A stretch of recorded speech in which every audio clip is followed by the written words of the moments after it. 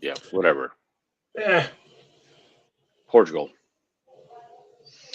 Okay, I think we're live. Here we go. Hello, everyone. Live from Portugal. We have the classic crew. We got Joel Malages representing the north in Oporto and Montesinos. We have Lee, just west of the capital in Lisbon, in Montebrau. The hot new tourist area, and we have me hugging the very west outside of Lisbon in Cascais. Okay, so gentlemen, You're not Cascais. You're on Bangladesh. Don't try and bull yourself up. you know I'm on the border, so yeah. But you're still out of the deck. I have a good view from my new balcony of the roundabout separating me from the others. So yeah. I mean technically El Kabadesh, but South El Kabadesh. I'm not trying to be posh about it. I just I'm kind of in no man's land in between. I'm by the big Mercedes symbol. Yeah. That's the I tell people you know that like I live in that tower, so that's what I tell. Yeah, it's so many steps. But yeah, they got to put a lift in. So, Yeah, anyways, we have an update for the celebrity bingo this week. oh, okay, what we got? Good, because yeah, the Chuck Norris is one thing, but that was a dead end for our No, conversation. I don't think Chuck Norris passed away. I think he's just going to visit the underworld to take some scores with Thanatos. Okay. I also believe we should give it 3 days just to make sure he doesn't come back. Yeah. Well. Also, Garbo pointed out he might just be in in the Middle East sorting shit out. So yeah, it just yeah. Yeah, it'll all come out in the when the CIA records. There was a rumor that when the Chuck Norris, I have you, I have Lee. We're going to be conspiracy theory. So welcome to conspiracy talk. Yeah, so I'll put a banner up. Yeah, where's my allegedly? Allegedly, when Chuck Norris was born, he was responsible for the earthquake in Lisbon in 1755. There we go. Yeah. What did he do? Because it didn't go well. Do you think he was working for Porto? Try to knock out the capital. I don't know. No, I said that when he was born, he was responsible. One warning, he was responsible for the earthquake of Lisbon in 1755. Oh, I see. You say he was born out of the sea. He's a Greek god who there was the earth opened up, gave birth to him, and which caused a tsunami and a hell of a lot of other destruction. Yeah. So. Yeah, it's those kinds of myths that his stepfather was Marcus de Pombal. I got it. Okay, I should probably write this down. So, like the one that Chuck Norris doesn't punch anyone; they fly into his fists. Yeah, it happens. If you want to read the court proceedings and in any of my cases, I'm sure that's what it says. So. Anyway, how Lee's week has been. Well, yeah. You know what? I'm gonna go ahead and make you host, Joel. But you might put up the how was your week thing? Here we go. We can do that. Yeah, no, I skipped mine. But Lee, how was your week? Because by the way, I'm guest host. You're super guest host. Go ahead, Lee. How was your week? It's been a good one. I dislocated my finger on Monday. and I fractured my arm. It's still really swollen. Jesus, how is Sandra? What's it off? Oh, didn't give a shit. Genuinely, don't care. No. No, I don't mean how. Yeah. I assumed you dislocated your finger and fractured your arm. Giving her the business. Just one moment. Okay. One moment.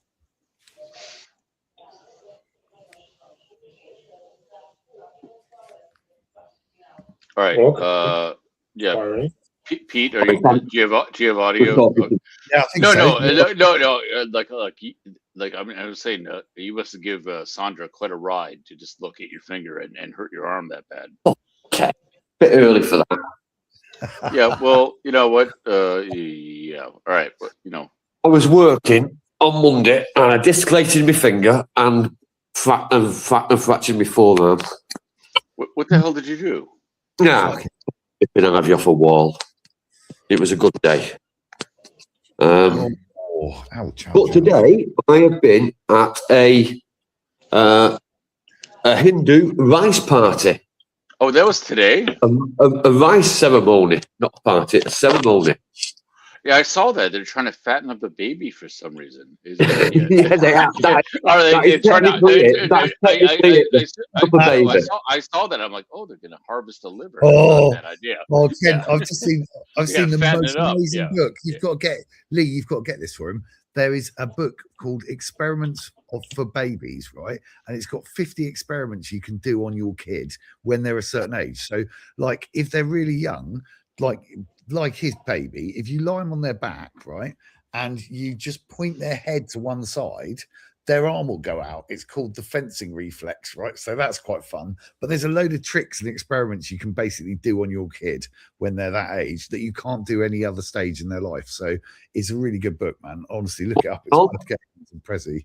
It's called Experiments for Babies. So basically, yeah. Let me ask. Was it published in 1944? No, it's not quite that bad. No. Originally published in German, and then So yeah, you have to get the original 1944 German edition. Yeah. No, those experiments, you can still see those, Kent, on YouTube, and they're pretty grim. But these ones are quite fun, and it's kind of like, it's just nice because you never get an opportunity to do them again. There's one for kids, which is kind of all right, but the babies one's more fun. Do you know what I mean? And fucking what you can do with a kid, if you're going to get bored, it's just nappy changing and stuff. You want to do some experiments on your kid, really, to be fair. So I think it's only fair, and it's a kind of good fun dad thing to do as well. Do you know what I mean? Like, you can just take over and make it more interesting. So that's what I'd say. Yeah, maybe you should do like a workshop for daycare workers, like like hey, you're underpaid. It's a shit job. You're changing nappies all day. I would republish that as a little thing, like what to do if you're a pissed off nanny. So go on. Well, no, there's weird ones you can do. So before the age of 3, if you get like a tube, like a telescope, basically, or a tube, right, and you give it to a kid below the age of 3, they don't have the concept of having 2 eyes, right?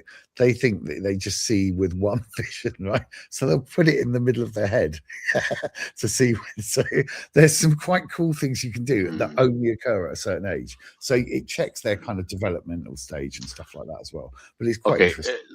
Oh, by the way, if we do end up just going on the conspiracy role, we say like we about the origins of aliens and stuff like that, and the fact that we originally were a cyclops and Well, no, way there's that cyclops effect, but the experiments you're talking about, Ken, the ones in the 1940s, they did them to that you could make people paranoid. So they introduced a white fluffy mouse, I think it was, and they introduced a fear of it by making a loud noise every time it came out, and kind of basically fucked this poor kid up. And they're all on video. You can watch the experiments on YouTube. They're kind of pretty horrific, but these ones are quite fun. And I think it's always quite fun to have like experiments on. I actually love some of the psychological experiments. I haven't dove too deep into it, other than the fact that I'm cautious of the fact that I'm in the attic space now. But I do remember being loving the concept, which I've kind of used in my design concept when I giving people multiple choices of things. Is that they would put you in a room that was a slightly asymmetrical, so nothing was a straight line, and it would warp their mind. So like, so I'm conscious that in this room, and like I love that. So like when I give people when I was doing logo design and branding, and I knew which one I wanted to choose. The one I didn't want, but I didn't present enough options, I would just slightly skew it so that it was so that it psychologically was just off kilter enough that they wouldn't choose it. So yeah. Oh, it's really cool. Because the worst part is when you have to present options and you don't want them to choose the other one that you were forced to. Yeah, and then so I'd make sure that like I'd have a good chance. Thanks to the Nazis to mess with the brains, so they would choose my option. So, all right. Oh, that's cool. Ali, any more about your week? Yeah, you just all interrupted me. So Cool, man. No, Sorry. I don't know where this is going. I think we've got to start on my week. I did my dislocated finger. I did my fractured forearm. Oh. I did baby's rice party today, which was actually really nice. Some lovely people. I've been fed all day some great Nepalese food. It's been a great day. That sounds fantastic, and seeing the display, it looked beautiful. So I saw Eric on Wednesday to wish him a good travel. So Eric's away. Cheers, Eric. Cheers. Not dead yet, Ben. Yeah, we Patrick. Yep. Oh, I got some bad news as well yesterday from my parents. Ooh. Yeah, it's too bad. I really shouldn't share it on YouTube. They rebooked a holiday. Yeah, they're coming back in August. Oh man, there you go. Oh, but when in August? Yeah. Bad news, definitely. Oh, way. The fucking nightmare. So, we've got an event. But Eric will be back to take care of him, right? Oh, hopefully, yeah. And they are staying on Carl's side of the river, so Carl will have to do his bit as well. Okay. Which will be a bonus this time, because last time they stayed in Lisbon, so it was all on me. Oh, really? They didn't do the party. That's right. They weren't there for the party. Yeah. So yeah. So they're coming over in August for the Man Cave party, which is going to be on August the 29th. Oh, this year.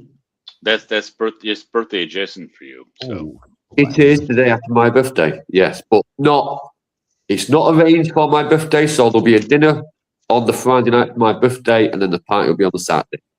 It's just the way it's fallen. Carl is away on. Wait, hold on, I'm writing down. So it's the 29th, you said? The 29th this year, yeah. Okay. Yeah. Awesome. Because we've got a wedding on the 8th, I'm working on the first weekend of August. Then I've got a job, I've got something booked in. We've got a wedding on the 8th, which a few of us are going to. Then Carl goes away on the 15th for a week. So the only weekend we can really get it done is the 29th. So it's not for my birthday. It's not birthday related. It's just coincidental this year.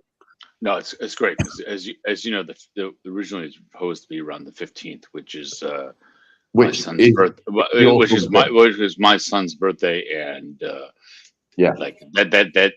As you know, the Man Cave barbecue is the last place on earth he wants to be, and and I'll drag him out to it, but on his birthday, that's a special dad. Well. Even Nazi psychologists wouldn't want to deal with the ramifications of that. So yeah, okay. Well, Canaloo away that weekend anyway, so Yeah, good. it's not going to be that weekend anyway, so it's cool. It's going to be the 29th. Sounds late for us. That. It's really good. Yeah, it'll be good.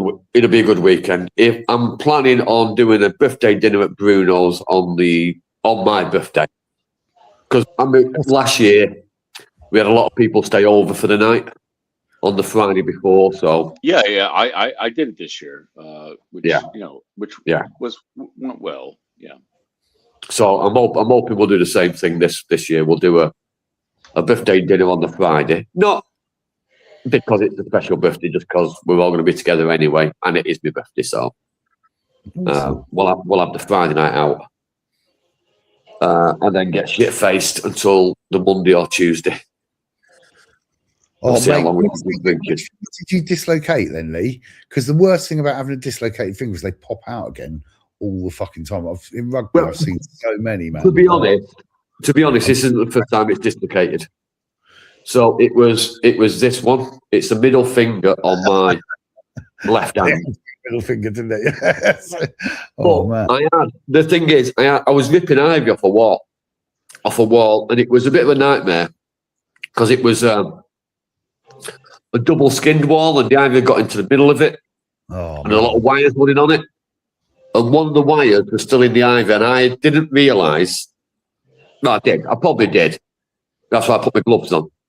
Because every time I tried to pull a big piece of ivy off, there'd be this fucking sharp wire ripping through it. Whoa. So I put my big heavy gloves on, and I pulled like a metre of ivy off the wall, like on a carpet. And then I just felt my finger pop. Whoa. Inside the glove. And I knew it had come out. I knew it had dislocated. So when I took the glove off, it was all a bit floppy. But as I took the glove off, it kind of went back into place a little bit. So I had to sort of dislocate it again to put it in the right place. Ah, yeah. Only afterwards I thought, fuck, I should have took a picture of that first. Oh man. Yeah. So, yeah. You know that in that few seconds when you first done it and you slid back into place and you realise, fuck, I didn't take a picture. That made people puke. Well, the good news, I'm sure that's not the last time. So yeah. Oh no, it'll happen again. Yeah. Yeah, and this time you'll be smart enough to remember not just looking in your finger, but take a picture. Take a picture first. We put it back into place. Yeah, and then we learn through these things. Yeah. It had some L-shaped brackets attached to the wall that baskets were hung off and like succulents within these baskets. So as I'm pulling the ivy off, some of it come away really easily. And I smashed my forearm into one of the brackets. And I knew I actually thought I'd broke it. I thought I broke my forearm. It went with a right bang. And the pain just sort of rippled up my arm. And I thought, fuck. And then it's swollen. But everything still worked. So I figure it's just a fracture. It's still swollen. Monday it was fucking ridiculous. Tuesday it was really bad. Wednesday it's had to go down a bit. Today it's still a little bit swollen. I've still got a big lump, but yeah, it's not so bad today. Ice, man, lots of ice. It's just the way. Just get the swelling down, and then. Well, I just did beer, Pete. I just did lots of beer. What, ice bucket full of beer? Yeah, you've got the whole thing fucking sorted. Well, honestly, I think if I drink it, it brings me in a temperature down. Yeah, is that the way it works? It definitely does. That works, as well as in Vietnam, you get served whenever you go out for a meal. They give you a bucket full of ice and fucking like 40 beers, right? In an ice bucket. You could just lean into that, and I think you need a holiday. So that's a good reason to go to Vietnam if I was you, and have some ice, coffee, loads of beers. Oh, it's lovely. It's fucking fun. I had a holiday today and a day off today, which was nice after yesterday's shite weather. Oh, it was fucking wild here yesterday. It's been so wet, mate. Honestly, it's great. Yeah, but I've got a whole load of manure coming, and I know it's going to be really heavy to shift now. It's good for it. Wet manure is the worst. it is going to be shitty. It's almost worse than wet sand. That's wet Wet, sand. oh no, oh no, no. Like, if you shovel dry sand, it's great fun. Yeah. That's true. If you shovel wet sand, it's 3 times the weight and just horrible to work with. Yeah, you are Yeah. right, actually. Especially concrete stuff. Oh man, and I think I've got a bit of concrete lane to do as well. Oh, But and I was speaking to Santos today. We're planning a trip to Nepal for my 55th. Really? You'll love it, mate. Honestly, it's such a cool country. Just me and Santos for maybe 3 weeks. Go and see his family. Oh, mate, honestly, it's awesome. It's a beautiful country. That's I've it. been to Nepal first when I was 10. It's lovely, man. It's 3 years. It's 3 years away, but we both need to save up for it. So by then, hopefully, we're back on my feet. How much Thanks rice to do the you Yanks, have? the But wait, airfares could be fucking Yeah, astronomical by then. You've got no idea. It could be like cheaper to fucking get there by cab. Honestly, it's like, well, no, I was just gonna say, like, how many rice bowls deep were you when you guys agreed to it? So yeah. it's a good place to go, man. It's a really good place to go. I can't recommend it enough. It's beautiful, honestly, and the way the hillsides are all cut out, it's just phenomenal. But the last time I went to Kathmandu was what, fucking 12 years ago. So actually, yeah, probably even longer, 15 years ago. So yeah, but it's beautiful, man. It's a lovely place to go. He's got a lot of family there, and they're quite upper caste. They can't be too upper caste, mate, because the whole royal family got shot. I went to see. Well, maybe they raised a little bit. Give me full screen. I've got a little knocker at the door. I've got somebody knocking. Give me full screen. You want full? All right. Yeah. You ready There you got it. Yeah. What do you want? Oh. You want your water? No ice. You want your hard What? Yeah. There's your water. No ice. What do you want? Hey, it's bedtime. It's bedtime. What do you want? Okay, I'll be back in a minute. Okay. All right. Maybe we take me off as full screen. I'm not the ordinary host, so there we go. Okay, here we go. Awesome. Oh, lovely. So, Joel, how's your week, mate? Oh yeah, here we go. You guys are guest hosting each other. Go ahead. There you go. Joel, how was your week?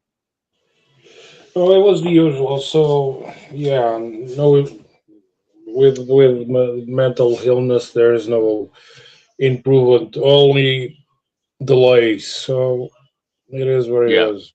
Yes, it's your father. I mean, I know your mother's also has all kinds of. Both of them are not doing well, but it's your father with the mental problem, right? No, my mother has the mental problem. My father is okay. Oh, good. It's the mother. Sorry, you were talking to Lee about it, and when I was in the bathroom, but I didn't know which one you're talking about. So Yeah, no. My father is okay. He's the one that helps her with the diapers and taking bath and everything else. I help around the house going for groceries, taking care of the laundry and other stuff. Other than that, nothing. No major news or updates. I still need to take care of sending the car to the junkyard. I probably will deal with it next month or probably 2 months. So that's that too. No replacements are intended to replace the car that was hit on the accident. So for now, it is what it is. Oh man, cool. yeah, it's a lot of. Sorry, I'm also trying to take care of our chat. So okay, yeah. There we go. Yeah. And the government apparently wants to change the inheritance laws for housings. Yeah. So that will probably undermine or fuck even more my situation over this house. I don't know how the stands or how the law will be, how they will go forward with their intentions, but and still nothing clear. So I don't know how that thing will, because the government wants to change the inheritance law over properties to make Right. available for more houses to be more available in the market when two or more heirs don't agree on selling or keeping the property. So in my case, since everything is in court, Oh, uh, right. Because of the yeah, on yeah, on yeah. on the on the son of a bitch that I have to call uncle, I don't Uh-huh. know, with the government trying to do this change in the law.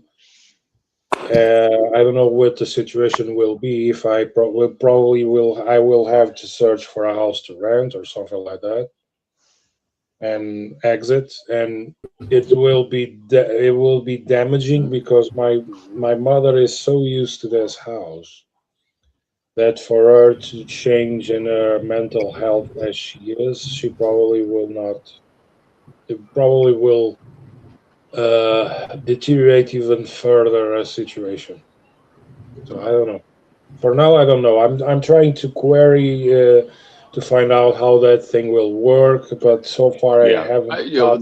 they propose these things, and they do sometimes. Occasionally, things happen, but they're never clear. So, I know that, from various people dealing with stuff like that, like we don't know. What the law is, how it might affect you. So, Yeah, no, and because no, this is it's scary because it could very well, very much affect you and your family. yeah, So, it's a particular situation because my mother is the heir, and we are still living here on the property. But if the other heir decides to sell the property and doesn't give us a proper compensation and we don't agree to exit, the government will probably be will the government or justice system or wherever the fuck is will be responsible for it will have to decide what is going to happen. And to be honest, we are talking about government officials or justice system, and justice system in Portugal is not good. So my hopes are not high. So there's that. Another stress bolt jammed into my fucking brain. Yeah, it is what it is. Fuck it. all Yeah. right. Well, Joel, whatever we need to do, we'll take care of. Within reason. We're not going to help you drink that jug of your own urine, but yeah. Lee, while you were out, let me do the comment thing because I want to read comments while you're here. No, this might be a good thing for you. Doesn't mean it matters, but I'm not going to read it. The film is sulfide. Yeah, like I know bees I can't see knees. that. Still open. I can't see it. All right. Anyways, the point is bees knees muscle strain, stuff like that. Point is, you put that on Lee's bees once we get our harvest in. Yeah, we can. It's a good excuse for me to spread it on my wife. That's all I'm saying. Is I need to, besides the label I made, I need to like write on there like good for muscle strains, whatever like that. While I as I've we not had spread. a muscle strain. What? I've not had a muscle strain. I fractured my fucking forearm. Yeah, but you're being greedy. You think all spreading of bee anything is for you. Sometimes like we need to excuse ourselves. So yeah, That is a yeah. dimethyl All right. sulfoxide for Yeah, those yeah. running You pronunciation of it. you want to do a half hour on that, Andy? So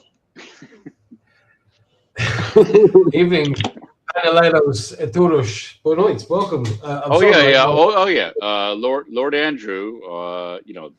The lordship and overseer of the chat is in the house. He'll hopefully take over because you're at the your full command.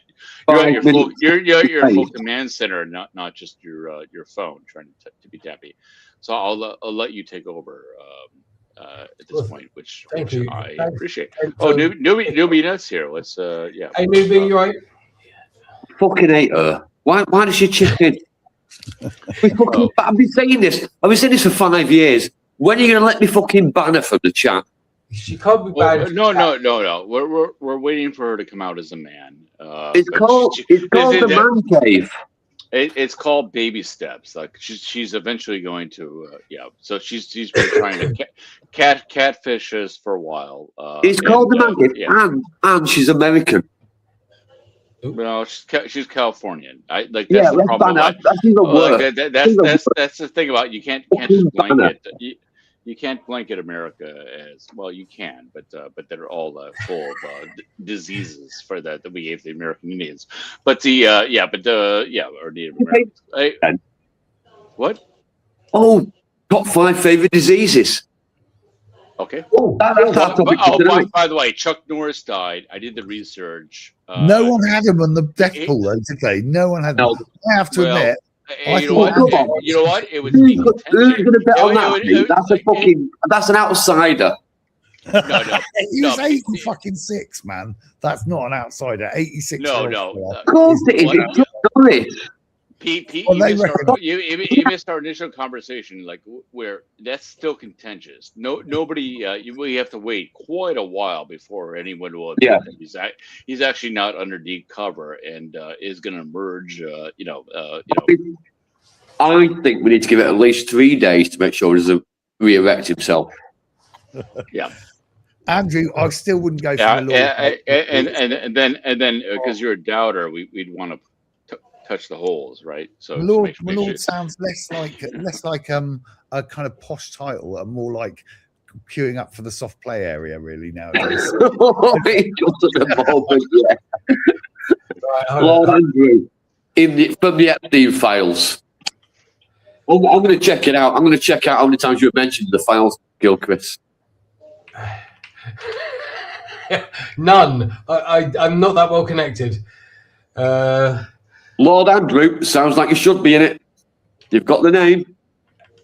I'm just going to call this. I'm going to change the thing. Oh, for God's sake, I can type. Right. Here we go. It's an I don't actually have any connections to anyone, American, Israeli, or whoever else the. Andrew, do you swear? Hey, just checking. Just checking so you can't use it as an excuse later in life.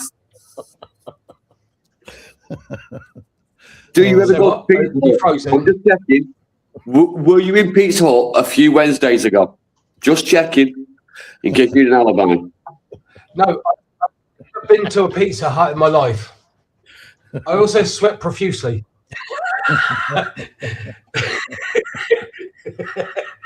What else was it? I've never seen combat stress. One of my favourite comedians on the podcast scene is called Bert Kreisler. And he's now playing on the fact that he was actually in the Epstein files. Yeah. He was bragger. apparently mentioned in emails. He didn't email anybody, nobody emailed him, but he was mentioned in an email in the Epstein files. And now he's got a new hour that he's released of just him talking about being mentioned in the Epstein files. It's fucking brilliant. Oh man.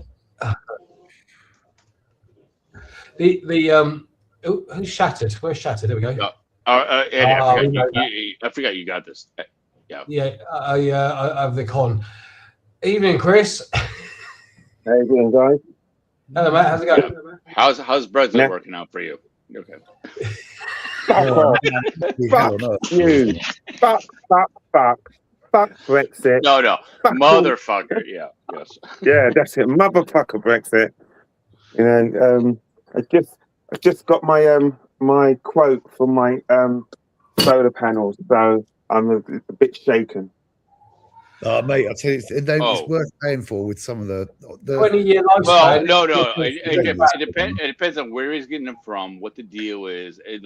It's as you know, everything in life it depends. So like he might have you should have speak with the multiple sources. So yeah. Chris, I've been looking. Jamie went to Shenzhen this week, right? So he went off to China this week, and I've been looking into flights over there. Oh, there is from Madrid. You can get executive class, so you get your own suite on the plane, and I think it's like $2,000 return. So I'm probably going to go to visit Midget Land fairly soon, like the Dwarf Kingdom. So I want to come. Oh, mate, it should be really good. Come to Midget Land. No, you know what? You're going to Nepal for your 55th, 60th. Midget Land. Yeah. Midget Land has to be done. So yeah, I'm really seriously. Or maybe you're 50. Maybe you know what? Maybe you're 54th. Get warmed up for Nepal. That'll you can practice lifting them. Yeah. So today at the rice ceremony, I was a giant. You know what, Lee? I actually you know how I like American, like the most English I ever felt was I was house sitting in Chinatown in my place. So it was a hot summer day, so I was wearing a proper linen suit as one does with their parasol and walking down the street, and everyone was like up to here on me, like, oh my god, I feel like such like an Englishman in 19th century China. So yeah, Indochine. So yeah. I've been a giant today. I felt big. I felt big when I walked out of the place. And then I got like to normal people, and I realised I'm not a giant, and I can't just squish people with one hand anymore. I mean, not with the one hand. Yeah, maybe the other. Yeah.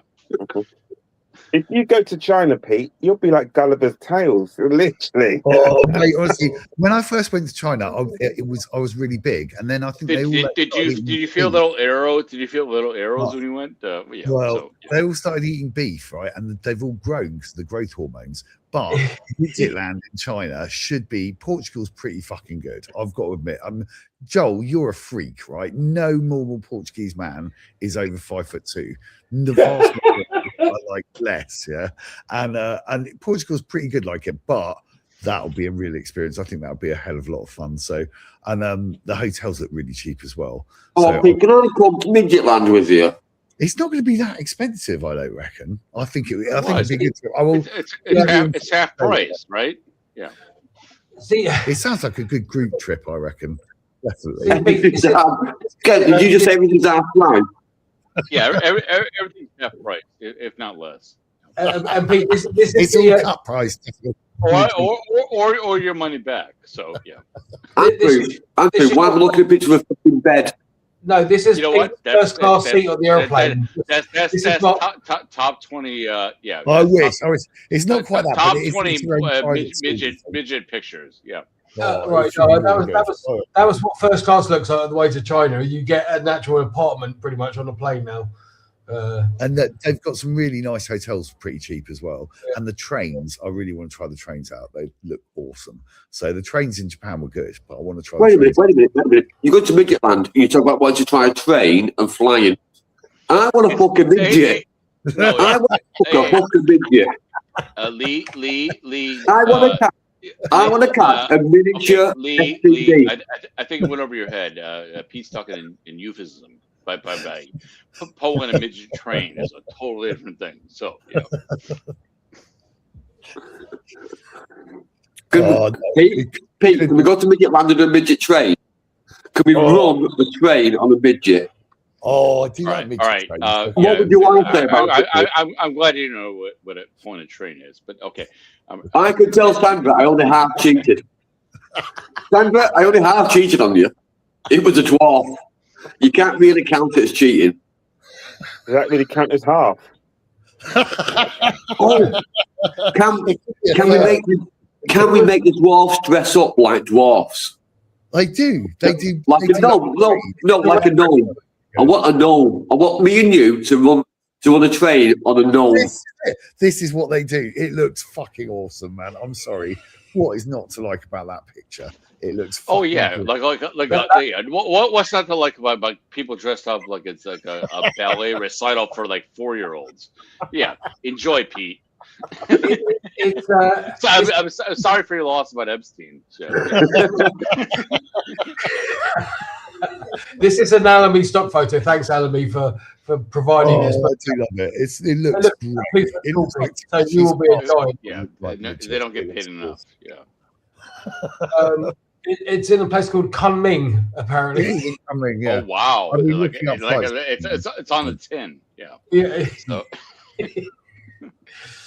I've got a serious question.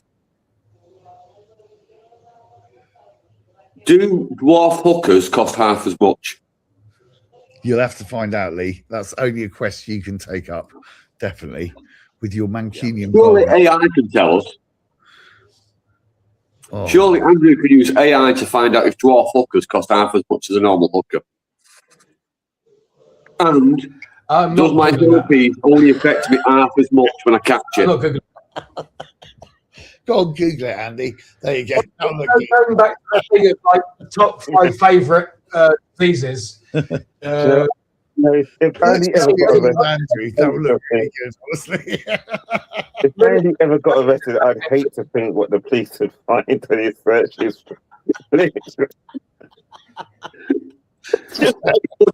He would get arrested for the one we googled a year or so ago about robot sex toys. Yeah, that's not as bad as probably what he's actually got, especially since he works with children. Especially he works with children still. Yeah. Oh man! I mean, apparently there's a show in January or so, CES, which is like the expo of new tech, and all it is that was apparently this year was lots of robots. Oh, you mean the annual like Vegas? Tech show. Yeah. Yes, it's the CES convention. Yeah. Consumer electronics. Amazing tech in China, honestly, is like a different century. So I'm really looking forward to it. I really do. But Chris, you know what airfares are like at the moment. Like I heard $1 on the barrel of oil is something worth a million or $1 billion quid to the air industry. It's meant to be like absolutely horrific. So with the prices going up the way they are, it must be. Well, airlines hedge. So basically, they buy a ton of fuel when it's cheap and leave it in the fuel farm. Yeah, and then, but they don't. That doesn't affect your price because like just because they're sitting on the fuel doesn't mean they don't take advantage of like, oh yeah, the fuel prices are up. Sorry, everything. The fuel at the pump for cars is 3 days. Fuel for the airlines is normally 3 months before it affects the price, because they're sat on them because they want to work. Like I know in the EU we have some control and regulation, but in the US it's like any sniff that like people will accept a higher gas price. They will freaking run with it. So and when it drops, they're real slow to start lowering that price. So until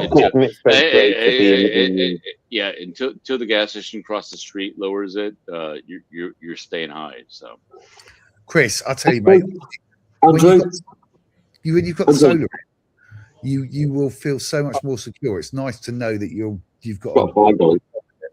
Do you know what, Pete? 100%. Literally, because we're averse to risk at the moment. So literally, I just said straight away, yep, I've got to start saving for this and saving for it quickly so we can just pay it and it goes. But one of the things I was thinking about was with all this nonsense that's going on now in Europe, not in Europe, sorry, in Iran. What's the chances of the Portuguese government turning around and saying we're going to drop EVA again on things like solar and aircon and that sort of stuff back to 6%? Yeah, they Because could of do. there's a chance of that because they know that they need the money to go round, and at the moment, if this war goes on, because Trump's flipping, he's got flipping derangement syndrome on himself at the moment. 1 minute he's winding down, next minute he's going to take over the island, next minute he's going to put boots on the ground, then he's not going to put boots on the ground. What the fuck? And I'm not even talking about politics. He's never going to put boots on the ground. Well, the thing is, though, Did you just put a sponsor for Adidas boots? No, slash crude prices. Ignore Adidas. This is the historical month of oil prices. It was in 26th of Feb. It was Sponsored by Adidas. No, just that's a happy accident. Oh, yeah, it looks happy. Yeah, It is a happy accident. I do like Adidas. Yeah, they're excited. Andrew, are they a sponsor? Do we get paid for this? I hope so. What I'm showing you is a month ago, crude barrel price was $65. It's now $97. But Chris, it's like a really good time to invest in solar. All right, you know what's more interesting, Andrew? Although I don't want to challenge you here, is Eric's visit to the U.S., beer consumption, and what the U.S. dollar versus euro does, because it was shocking. It took a really sharp turn when he was at JFK ordering $80 for 2 beers or 4 beers. I guess, so. Yeah, what the fuck? If you remember, last time we travelled, the dollar price fucking plummeted as well. Yeah, no, it plummeted. I'm not saying the correlation, but I'm saying there's a chart to be had that definitely tracks Eric Beer and his travels in the U.S. There is a chart here. And then I noticed in the morning when it was still 9 a.m. It rose back up, but then as soon as noontime hit, bam, we're back up again. So it was I would see he was So this is dollars. This is dollars for the last 6 months. So you can see you can see you can see when Eric and Pat were in the U.S. Yeah. is that something to do with consumption? No, literally, you don't need to know see their itinerary. You can see it right there. There's the chart of when Eric and Pat were here, and when Eric and Pat were in the States. So you've had a rough year of it, haven't you? Jesus.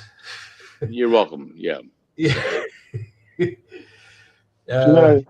Literally last week we was in Portugal, and we decided that we weren't going to stay at the house because the builders had just finished, and so we said we'd stay in a hotel for a couple of nights, then stay in the house. But then when we got there, we thought, "Fuck, we'll just stay in the hotel for the whole time we're here." And so now the aircon's in. And I was like a kid with a new toy. I was just playing with it. It's like everybody that gets solar. If you go to a dinner party where 4 guests at a dinner party have got solar in their houses, they're all doing the same thing. They're all looking, especially not so much in Portugal, but in the UK, they all say, "Well, how much money am I saving? How much is my solar generating?" They're all taking out their apps and all doing comparison. They'll want to send you a link to their consumption app and stuff like that. Look at this. Yeah. But right now, you sat with the king of it. You sat with the king of it. The biggest advocate for solar I've ever met is fucking Solar Pete, and that's his name. That's his name on fucking Facebook. Well, by the way, Pete, Pete, if you ever want to get one of you guys to partner up, I can freaking make a fucking I can make a fortune because in here all the money. Everyone's looking for a good solar solution, but obviously I don't really want to sell like the best solution. But honest to God, if I have a resource, I will hustle it. Then, of course, me just like just like, oh, I know a good person like that, but I'll get wet my beak. So yeah. Well, So Chinese companies, honestly, they're shipping out so much solar everywhere. Even in Iran had massive solar orders before. as well. I mean, They- even Tesla, who was, Mm. like the You've got to be scam. careful there, No, they scammed and bought Source City, which which is a bailout relatives of Elon, but even them are just buying everything from China now. So yeah. Solar City sounds like was it Sun City in South Africa where they Well, there was Sun City, and then of course there was then there was the, oh God, what was that? There was like an electronic store that, but yeah, nothing ever. Basically, the company was going bust, and then the Tesla said like, oh, we're gonna merge with them, buy them out. Yeah. Chris, I was going to tell you, Luke. You know Luke and Sarah. I'm sure you met him, didn't you? From probably when we were around here. He's going to do a trek. I thought this was fun. From your place, from Sagres, up the coast. I think it's a 450-kilometer trek, just with a fishing rod and a sleeping bag, and try and catch everything and kind of just walk the whole way. But it looks really nice. But for you as well, wind power must be like. The problem is you need a big turbine to use them. But Emmanuel's a specialist in wind power. If you ever think of getting something like bigger communally, because that is the most efficient way of making electricity. Solar's a bit. Can I interject on this? I was having a discussion this week with a colleague about the whole wind generation industry. And there's a big company make generators called Vestas, which is in Denmark or Sweden or something like that. Loads of people have put the brakes on ordering and installing any more wind turbines. Loads of it, because they've got problems with blade reliability and problems with they're not a ROI on the investment of installing them. So there's a lot of turbines being manufactured that are just sat there not being sold. So there's a lot. I don't know. There's weird ones, Andy. So, for example, Manuel takes them big apart. commercial like grid stuff, not the smaller domesticated. No, I'm talking about the big stuff. The big ones. Emmanuel's been working on them for like 10 years, right? And it's not like a long-winded industry. He's been in it for a long time, and they have Frankenstein wind farms, right, in Eastern Europe, where they basically bastardize anything that falls off another wind farm. They take, and they're there as soon as people can take them down, and they still generate power off them. So there are always people to kind of recycle things. It's just more. It's a bit more. I think wind power is solar's nice. It's really nice, but you do have to have, and it's cheaper now. But you still have to have quite a lot of initial investment just to make the system work. And even then, here it's a struggling window to get it completely working. I'm still glad we're on the grid as well. It would be like I live. My house is right next door to a wind farm on the bank on the little hamlet where we are with the 10 or 15 houses where we are, and they're building another 10 at the moment. We are right the closest that you can be to the wind farm. And there's about, I think there's 12 wind turbines, and they're taking down 6 of them and replacing them with 3 massively large wind turbines. And there's between Lagos and Zagreb, there's 10 roundabouts. And about 6 months ago, even when I landed in Faro, we drove to the house. When we got to Lagos, every single roundabout between Lagos and Sagres had been smashed to pieces because the blades are so big, you can't go round the roundabout in a truck. You've got to go straight through them. And if I could have a wind turbine on my property, I would do. But the small ones, the domestic ones, They They're just shit. don't generate the stuff. They're shit. They are Don't shit. And near anyone. No, dead right. They're and where we are, the winds. Literally, everybody says, "Oh, we love Sagres, we love we love Villa de Bispo," but it's so windy. And I think, yeah, but it is, but it's still fantastic. I wouldn't give it up for anything, you know. I'd buy Chris, I'll something tell you else, but I wouldn't sell what I got. one thing you if you're going to have an amazing view, you're going to get severe winds. Yeah, it's like it's one or the other. You know, you've got a great view, Yeah. and then, you know, you sacrifice having some wind, but you just need to make sure things are built properly. That's the one to try The thing with sometimes- Sagres, if you go to that southwestern corner of Portugal, it's basically treeless and plain. Like, there is nothing to stop the wind either. So, I mean, theoretically, you could stick a fucking great wind turbine farm in Sagres and generate for the whole of Algarve, pretty much. It's a stunning bit of land. It's amazing, but you know, it is pretty flat and featureless. That corner, you know. Part of it is charm, I guess. My issue with wind farming is the blades themselves. When they reach their life expectancy limit, you cannot recycle them, or the process is too expensive for them to be recycled and repurposed.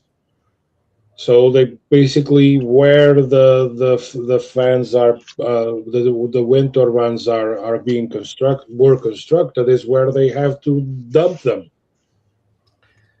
Well, I'm looking at a thing online here. Yeah, I don't know. So much the issue is that actually to lubricate and there's a lot of maintenance involved. Yeah, a lot of things I can tell you. So that ends up being you know, a bit bigger issue than chopping birds or giving a proper burial to the blades. So yeah, the problem with the blades are they are a mix of resin, carbon fiber, and wood. Basically, Yeah, the majority of the components. But aren't we all at this point, like based on what we eat? So yeah. Yeah. Well, the thing is, discussion. The more fish you eat, the more microplastics will be on your body. Yeah. So. Do you know what though, Joe? Yeah, in the future they can just What? I wish I hadn't said that. I'm gonna You say know this, what, Joe? I love Covinha. I love Covinha cheeks. I just think Covinha cheeks are just fantastic, and Covinha is lovely as well. It's just so lovely, and so that means I'm gonna have a lot more plastic in me because I love my lobster. I love my my clams. Yeah. It is on a microscope, on so microscopic level. It will not affect your health. The issue is you're contaminated with plastic like every other animal on the planet. So. Yeah, the good news, Chris, I'm sorry, what the hell are you tonight? Shatter is that I have no scientific proof, and no one's actually had this theory, but you know, anger releases toxins. So like you're good to go. So like just keep taking public transport. It'll purge your system. Anytime someone coughs on you, you call the motherfucker, and like it'll like your skin's gonna boil and release all those toxins. So yeah, you have nothing to worry about. So yeah. Ken, right now, I've got everything to worry about. I've got everything to worry about right now because in Kent there's a flipping meningitis flipping outbreak, and the most fucked up thing, other than like the poor people being ill and the 2 deaths, the most fucked up thing is the train I get in the morning. The station I get on at, everybody gets off at the station I get on at, and that train comes from Kent. And on the way home, the fuckers, when I get off the train, the fuckers don't understand how to move out the way as the door opens so that the people off the train first. There's no fucking train etiquette. And there you go, you've triggered me now, because these fuckers, they don't want to move out the fucking way. And I'm worried that I might get fucking meningitis because of some motherfucker from Kent. Fuck off, you fucking tit. Oh no, And I'm no, telling no! you, He's on strains of meningitis. Really? and I saw your name I'll is just Ken, read it. but it's not It's your this quack fault. doctor. I'm gonna let him go. I depend on this. Go rant. Yeah, Ken, no, I also and heard about the Ken, I'm sorry meningitis. your name is Ken, but it's not your fault. It's apparently No, it there was is a because there was, I put it there just to like help you. So yeah. So yeah, literally, and on a serious note, no fun and games aside, okay. I've always been scared of meningitis because a friend of mine, she had 3 kids and she died from it, and she had like 3 young children, and literally, and the thing is, you know when they say, oh, if you've got a rash, but 9 times out of 10, if by the time you've got the rash, it's too late. yeah. Chris, You know, they say, if you've got a rash, go to My daughter Dot's been sick all week with a really high fever, and she has none of the usual like influenza symptoms or COVID kind of thing, like there was coughing and sniffling and stuff like that, just high fever. So like it could be something besides influenza, So it's trying to because I know that as soon as you catch something like that, it's better. But yeah, Chris, our 33-year-old neighbour died of meningitis. What was it, last year? Yeah, just exactly a year ago. And she had a kid. She had a small boy. I think he was like 5 or something. And that was just completely out of the blue. She got it here, died within like 24 hours. So it is something to worry about. Though that train, we used to call that the comet vomit because everyone would throw up. Yeah. That's a whole that train's a whole other thing. So it's horrible. That train out to Kent, I remember. But yeah, it's something worth worrying about. But the strain they've got, I think it's because they only started inoculating babies against that particular strain. So you've got inoculation. People are probably going to be reasonably paranoid, but it's London, so I don't know, man. Honestly, the best thing to do is just fucking move away from London. I blame the immigrants. I blame the immigrants, Pete. It's Kent. Kent's full of illegal immigrants. I blame them. Yeah. Kent's full of a lot of things, definitely. Well, the other thing is when they recycle, drink your own piss and swim on the beach with the floaters, and they pump raw sewage into the water system. I mean, it's also kind of. Oh, it never did me any harm. I remember throwing floaters at my mates on Brighton Beach before. The sewage outlet tank came right out onto the sea. And I'm sure it did my immunity no harm. Oh yeah, I remember as a child, near Chicago, there was the Zion nuclear plant. We always liked it, which wasn't near Chicago, but it was like north or whatever like that. But a special day trip would go up there because the water was warm, because it was all the because it was all the eject whatever like coming out of the nuclear turbines, pleasant to swim in versus like icy cold. So yeah. That's fun, right? Yeah. But I think. Yeah, and by the way, it really was named Zion. That's not me making some stuff about. So what were the 5 top diseases Lee was going to discuss earlier? He had mine was sexually transmitted diseases. Oh, okay. Not just disease. I wasn't being specific with just general diseases. We can do general. I'm going to look for STDs. Good night, Wolfen's man. Go fuck yourself. Wait. I didn't realize what happened. So what is your top 5 then, Lee? Start with number 1 though. General diseases. No, I thought you were going to do midget transmitted diseases. What's the worst one you got? So yeah. My favourite is gonorrhea. Really? Yeah, it's got a nice sound to it. Well, gonorrhea, it sounds like a proper disease. Yeah, it has beautiful coloration, so that's good. So yeah. Yeah, I think my favourite's gonorrhea. Yeah, if I got to pick one. Aesthetically, I like that one. Yeah. Oh yeah, spell gonorrhea for us.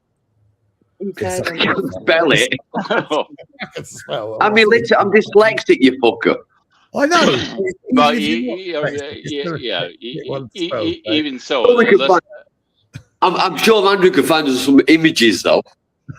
Yeah. Looking at the symptoms first. Also, like Lee, is there a plant with a name that sounds like gonorrhea that Lee eventually could? I mean, that P can eventually put into the chat to ask No, you no, about Lee, it. When Lee, next I'll time tell you you're online, you're like, oh, well, what That's- about I want to grow this thing, and then I see you like you're giggling because it's basically gonorrhea. So yeah. That's not going to be the first time someone with a title called Andrews looked up gonorrhea. I can say. Well, yeah. Well, I don't know if he did it himself. It might have been, yeah. I mean, this is kind of medical and gross. I don't know if you want to see this. It's probably not a good content. I trust you won't find a good image. Okay? Andrew, I know you. You're not gonna find a good image. Good. There was an episode of the Gardening Club where Peter sent an image of, is it disease or is it a plant? Oh yeah. Oh, Gary did a really bad one as well. He did that one about, what was it? That testicle fruit. And yeah, that was quite funny. Yeah. By the way, Pete and Lee, you'll appreciate this. For a short time, I had it when I was working in fashion. I had to do some textile designs, and I had to come up with an abstracted pattern. But just as a larf for women's pajama lingerie kind of thing like that, they wanted a pattern for the thing, and I just took abstract images of venereal diseases and just and just used that as a pattern, and so it wasn't clear, but yeah. So you know what, it looked pretty, but it was also warning. So yeah.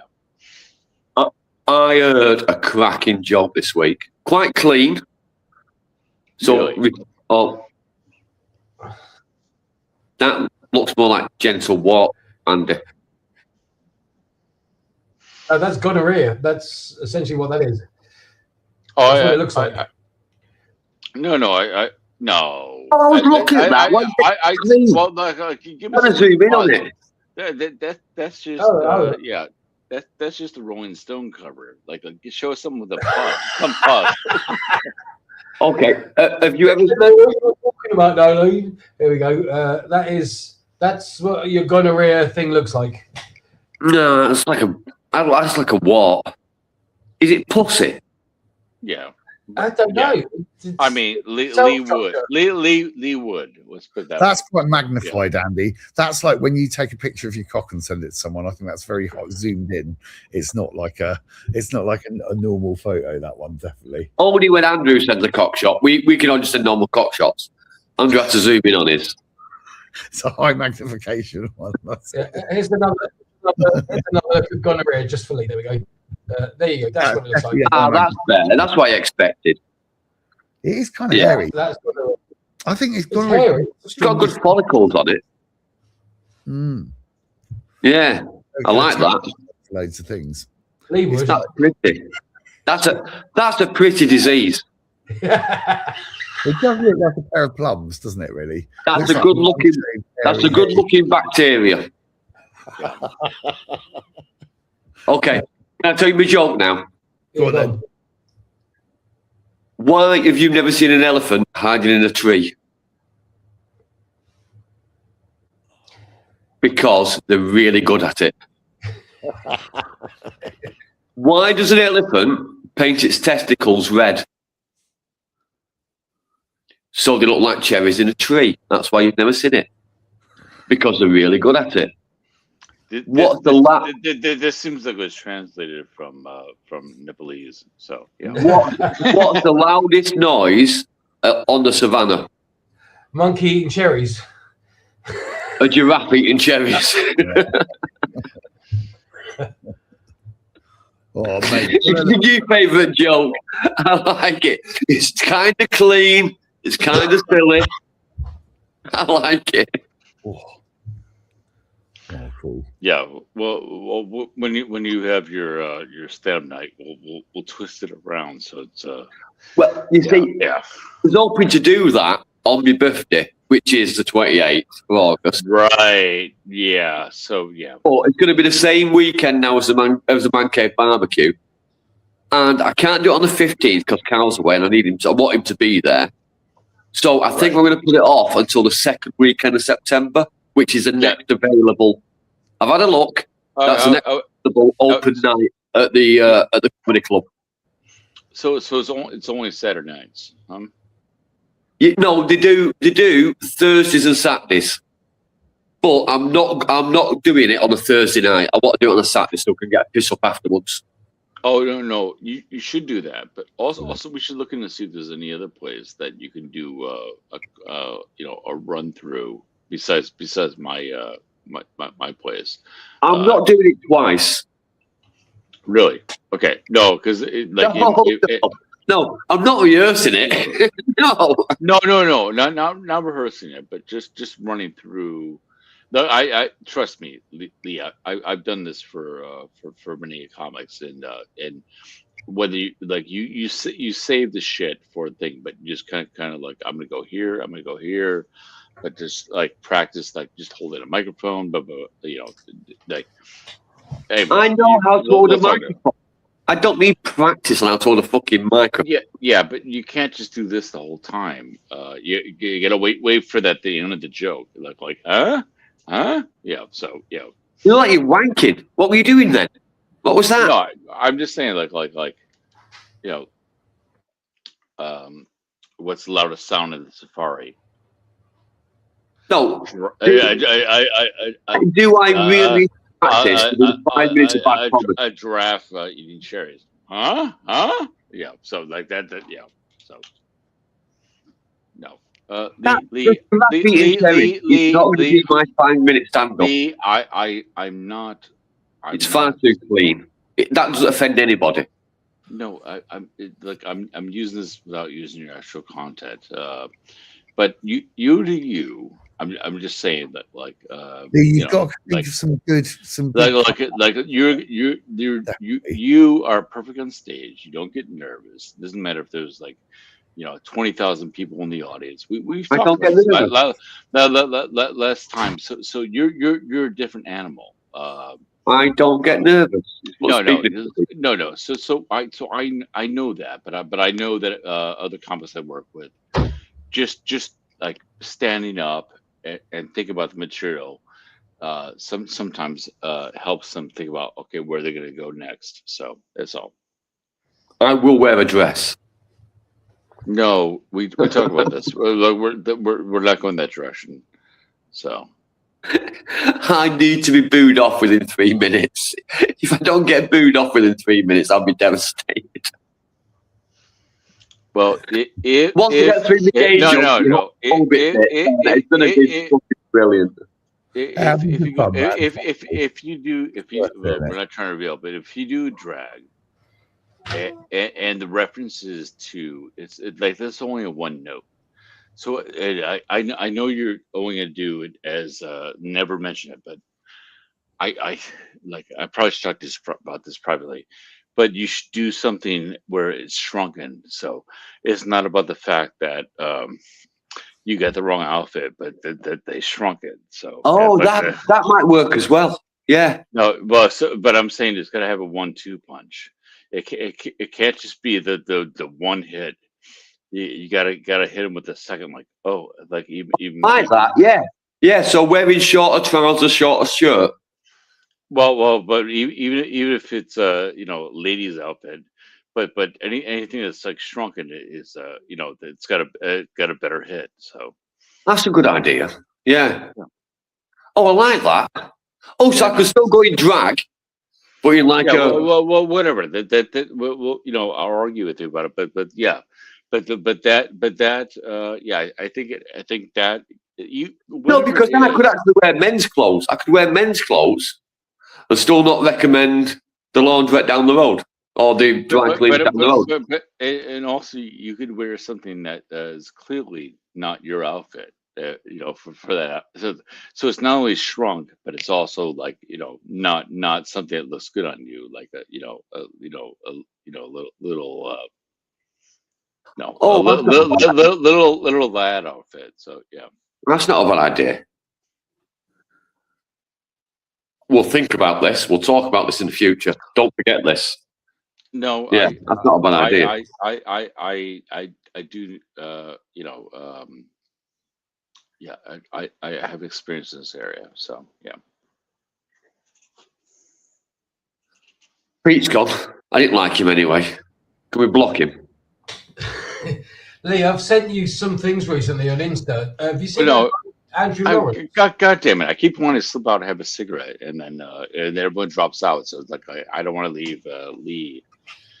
I'll ask Andrew an engineering question, and then slip out for like 20 minutes. So Have you seen that? Cigarette? yeah. Are you having a shit and a wank at the same time? No, I that's why we were 5 minutes late. So yeah. You are not that far away from the balcony. It's not a 20-minute walk to the balcony. You've also got skyline. Yeah. I mean, I haven't broke the rule on that, but yeah, I gotta go down. It's not gonna be that long, but yeah, you know, I gotta. And it's also I also might encounter my family, which is always a slowdown. So, but.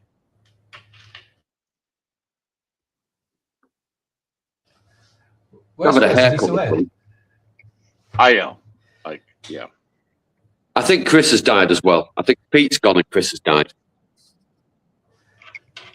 Yeah, well, he did mention that the train came in from Kent.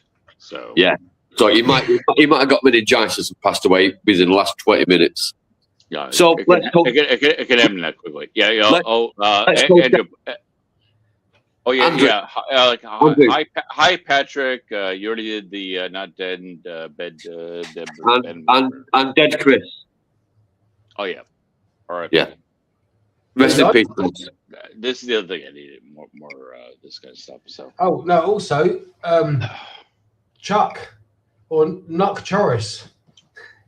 Not dead yet, Norris. No, I don't believe he's dead yet. Give it 3 days. I'm telling you that if you had him, that's definitely going to be. We have to wait on that to get the. I don't know even who I picked for this year's deadlift. You picked another politician. Did he? Someone old. I don't remember. He went with. I picked like a leader from Malaysia or something. Like. Malaysia. Oh no! Yeah. I remember Milda Marcos. Imelda Marcos or something, wasn't it? Yeah. There you go. Imelda Marcos. Come on, Imelda, hurry up. Waiting. I can't believe Joe Biden's still alive. I thought I had it in the back this time. I thought I was smashing it this year. As Chris would say, motherfucker. Dick Van Dyke. He celebrated his 100th birthday on the man cave thing. Oh God. Oh no, I forgot. This year I switched. I have Barry Manilow. So yeah. The thing is, I know and I can beat the 4-day Jean-Marie Le Pen. Barry Manilow. Barry Manilow's not been mentioned on the pod. There are a million podcasts. Barry Manilow has not been mentioned on one of them in the last 10 years. Kent chose him for his death. No, yeah, and I mean, like I don't even think he's a celebrity anymore. For Shattered, aka Black Chris, I chose Miley Cyrus for no reason. So yeah, Miley's a bunch of twisted fucks. You're all fucking bizarre. I've just Googled Barry to see where Barry Manilow comes up. It's not in the first bit of Google. He's way. He's not. And by the way, I know that he started with number 1, so we'll go number 1 all the way to wow. What number is he rank? Yikes! Oh, he's got lung cancer.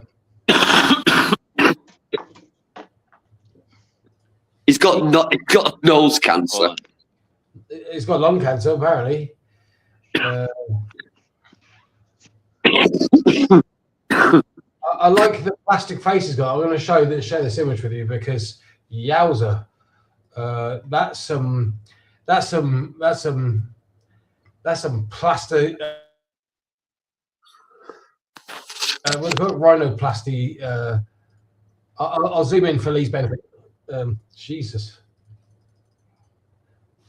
Hey. All right. That is that's the thing there. Hello. Yeah. Lee. last year I would have possibly chosen Val Kilmer based on what the fuck he looked like.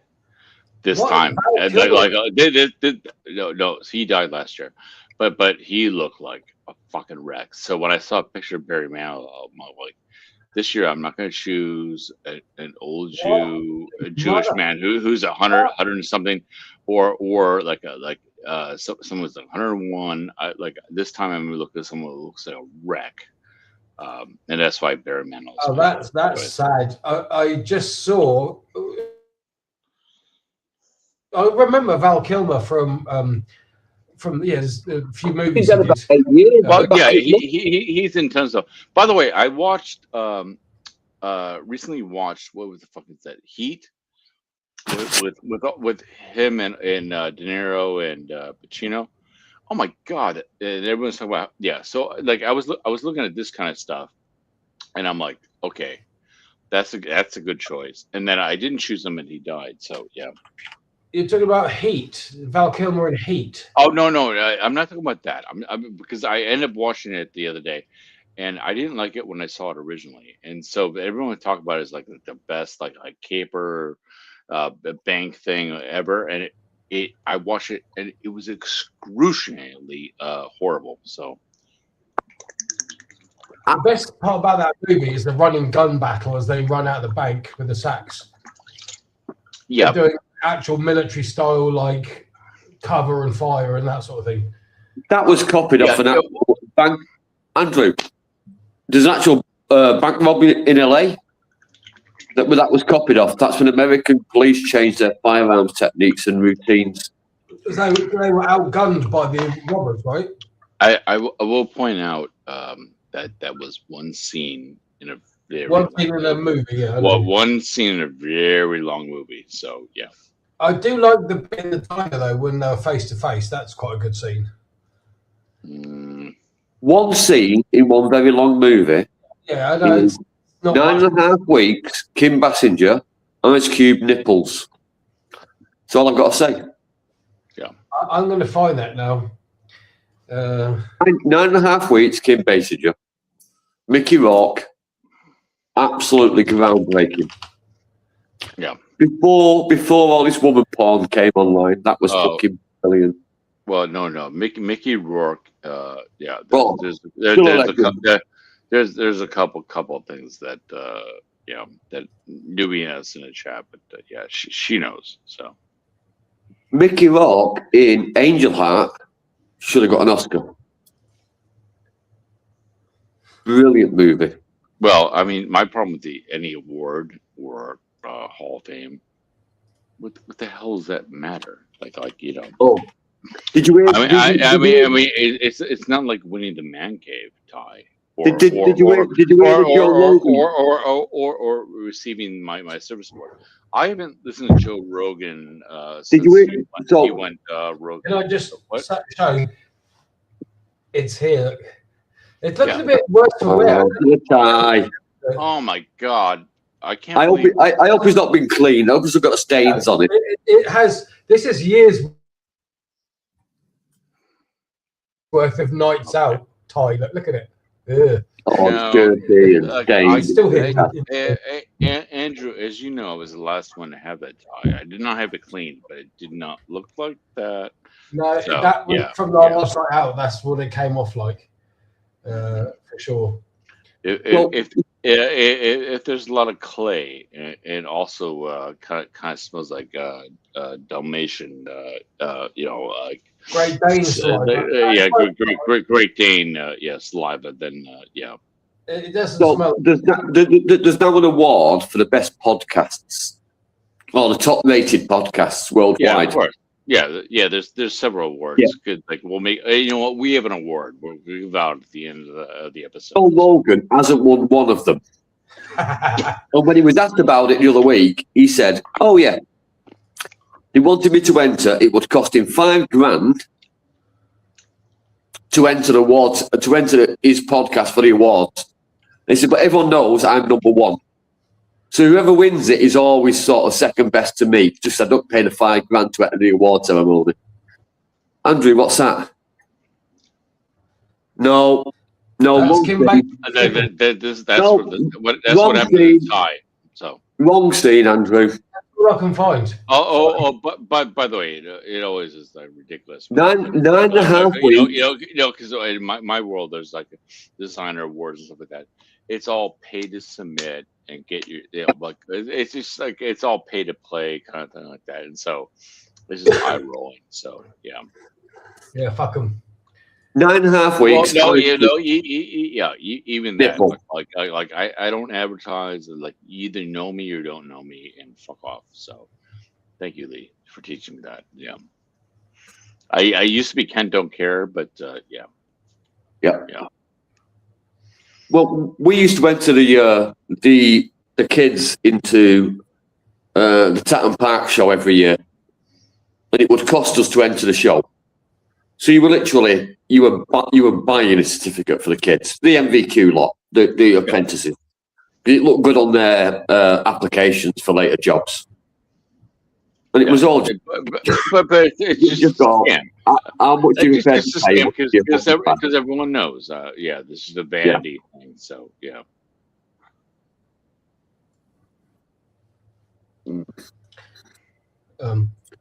I think Right. Pete has died. So, And, All right. and- All right. Do you guys want to carry on? We can do this after Cave, or do you want to do like a wrap up? Because Katie popped her head in here and said that Doc wants to talk to me. Okay. oh, did you go talk to Doc? You fuck off then.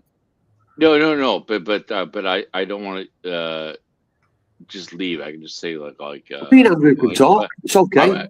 Yeah. I mean, you can Okay. just. All right. Yeah. Me and Andrew will talk about Star Trek What? or Doctor Who. What?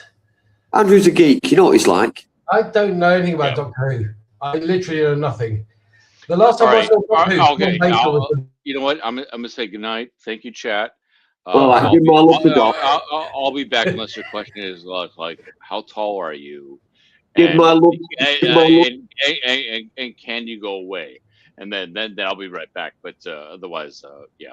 If it's Go on, deal with your daughter. Stop talking to us. Go on. all right. So all right. Who's the father of the year next year? All right. Go on. I'll start you guys off. Good night, everyone. And Bumpus Smana. But Andrew, how is his nozzle coming on your 3D printer? And go. All right. Thank you for segueing that. Lee, I have progressed along you a little bit further with it. I do need the thread for that pipe, by the way, that feeds it. I genuinely don't think this is a conversation for the man cave. I think we should keep it secret. Because I think it might make him millions in the future. I don't want anyone stealing the idea. Yeah, fair enough. I still need the pipe. I will send you the thread for it. All right. It's probably a BSP, British pipe thread spec. I will do the measurements tomorrow and I will send you the I will look on the instructions tomorrow and get a thread for it. But keep it a secret. It might make us millionaires. All right. I could. We could sell it to someone like, those in the business. Anyway, how's it going? I'll message Elon tomorrow. He might have a use for it. Yeah, do that. I think on the thing he sends up and then sends down again. Yeah, I'm sure going up and coming down is part of what his business is. Yeah. Really. What else is new? Did you cover what have we covered in my little bit of lateness this evening? Did we cover any? I fractured my arm, Andy. Yeah, I heard. That's careless. Whereabouts? The ulna, the radius? Which one? Just I can't point at it because I'm holding my phone. It's Right. before about an inch below my wrist. Okay. My wife would tell you there's 2 bones in your forearm, but I mean, No, and I've only fractured one of them. all right. Well, then you're still good. Maybe a half good. That's what I said. But I came home to Sandra because on the same day Yeah. I dislocated my finger as well. And So now I you're came being home to careless. Sandra and said, I've dislocated my finger and I think I've fractured my forearm. And she said, well, you should go to an hospital. And I said, well, you're a nurse. And she said, I'm not that kind of nurse. No, I didn't realise that there were different kinds of nurses. I thought they just cared. All I wanted was sympathy. I got none. It's like if you got something stuck up your ass, yeah, you wouldn't get any sympathy in the hospital either. No, they'd be like, "What were you doing inserting that?" You dumbass, literally. And my answer would have been, I thought it was a good idea at the time. I was wondering. I wonder what this is like. In the moment, it seemed like the right thing to do, Doctor. You weren't in the shower.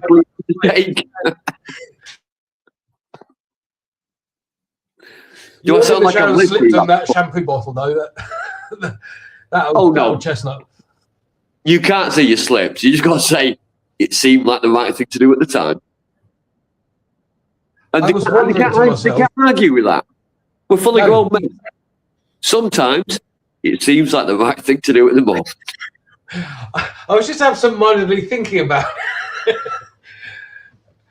On a good note, I finally got a splinter at my finger today, which was good. One splinter out of one finger. One splinter on one finger, but it was in there since January, so I had to keep squeezing the pus out of it, which is nice because now it's I love doing that. Yeah, it was awesome. A big bump in the finger, bigger like a lump, and you're like, and out it comes. I got an iron filing stuck in one of my fingers once, and it took me 6 months. Yeah, amazing. In the end, I was kind of upset it had gone. It became part of my body. I was a bit like Iron Man. It was like my little superpower. Because every couple of days, not even every couple of days, maybe did you fly with it in your finger? Maybe once every 3 weeks, I'd be able to squeeze pus out of it. And it feels so nice in the shower. Yeah. And when you get that little yellow head and you get to pop it and it all comes out. I kind of got used to it. It was kind of nice. Comes out in one clump, or sometimes as well. It just goes. Yeah. Like popping a zip when you was a kid. Right, yeah. It all popped up all in one go. I'm just left with this tiny little hole in my finger. That it's a hole where it was. Oh, I know. Do you miss it now? I do. I really actually do, because I got used to squeezing on it, and and since January it was dug in there. There's the right one. Obviously, I get a lot of splinters. Right. Witch hazel works really well. It's like they call it drawing ointment. Right. It's called witch hazel. It's fucking brilliant. It'll pull anything out. It's like a.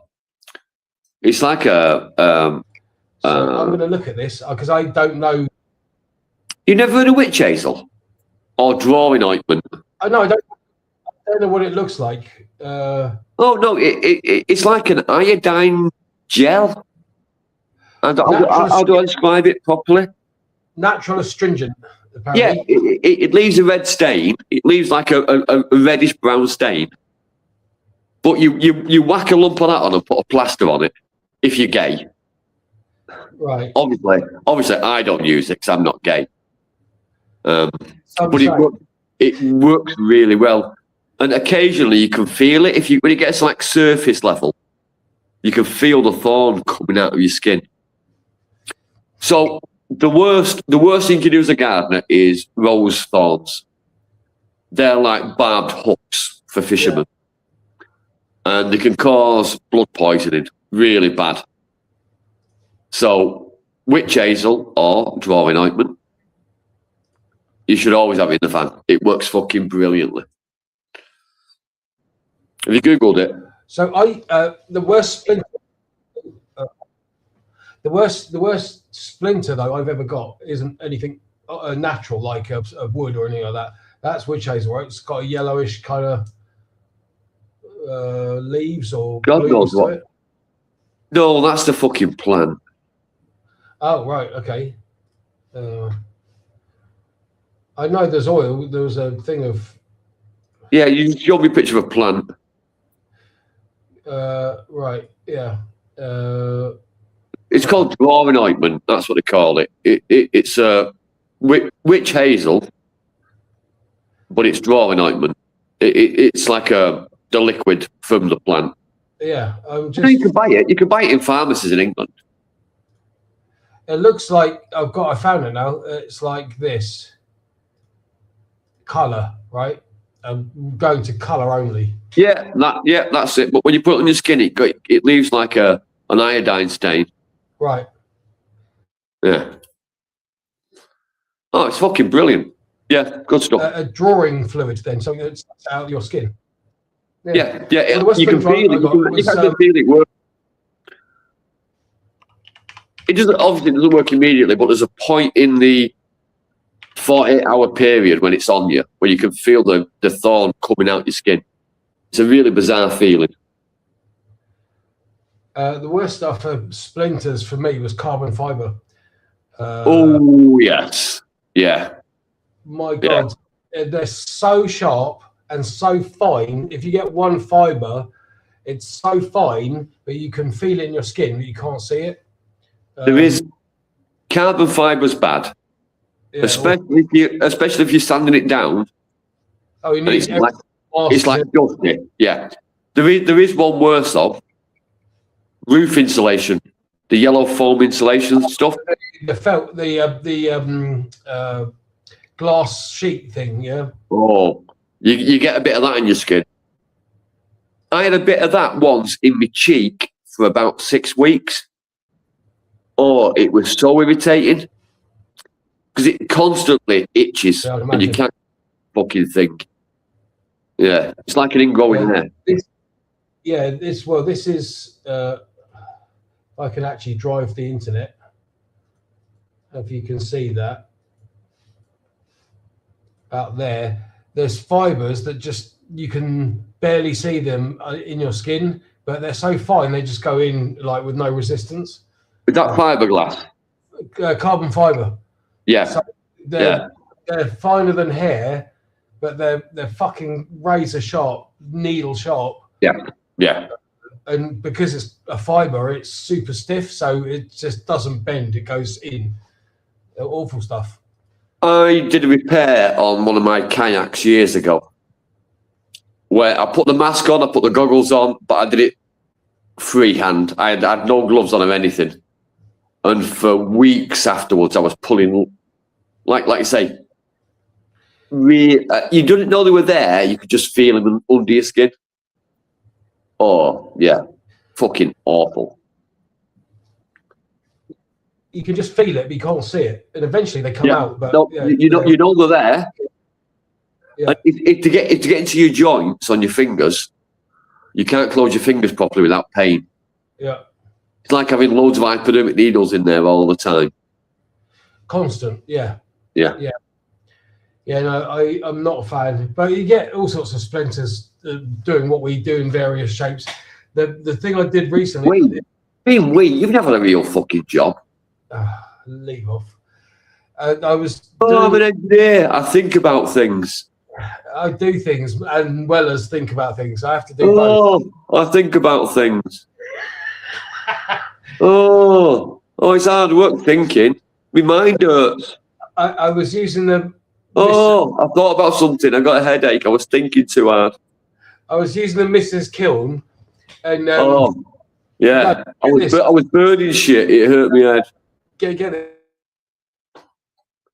Do you know people do it for a hobby? I took things off the kiln, but there was a bit of glaze that stuck to the plate. Huh? No, I was doing a hobby, not a job. It's a hobby. It's art.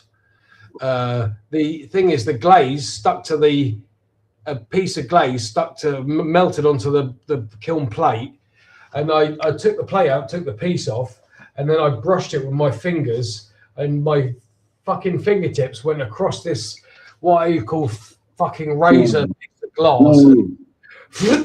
I was like, that hurt on all 4 fingertips, and each fingertip had a fucking slice across it, and I was like, suddenly there's claret all down my hand, and I'm like, you horrible fucker. That was a lesson I have never experienced in anything that was a residue on a surface apart from glaze. That's a new thing for me. Just because you're a pussy. Not doing that again. got some fucking welding gauntlets now. I was a couple of years ago. I was cutting a bit of pond lining, and so it's like a really thick rubber. Yeah, bitumen or poly sheeting, big thick stuff. Though.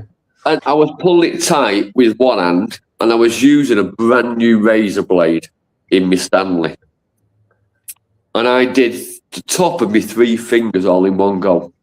But it was like that bit of skin between your fingernail and your finger, that little bit of sensitive skin underneath your fingernail. Well, under there, you mean? Yeah. I went right across 3 of them.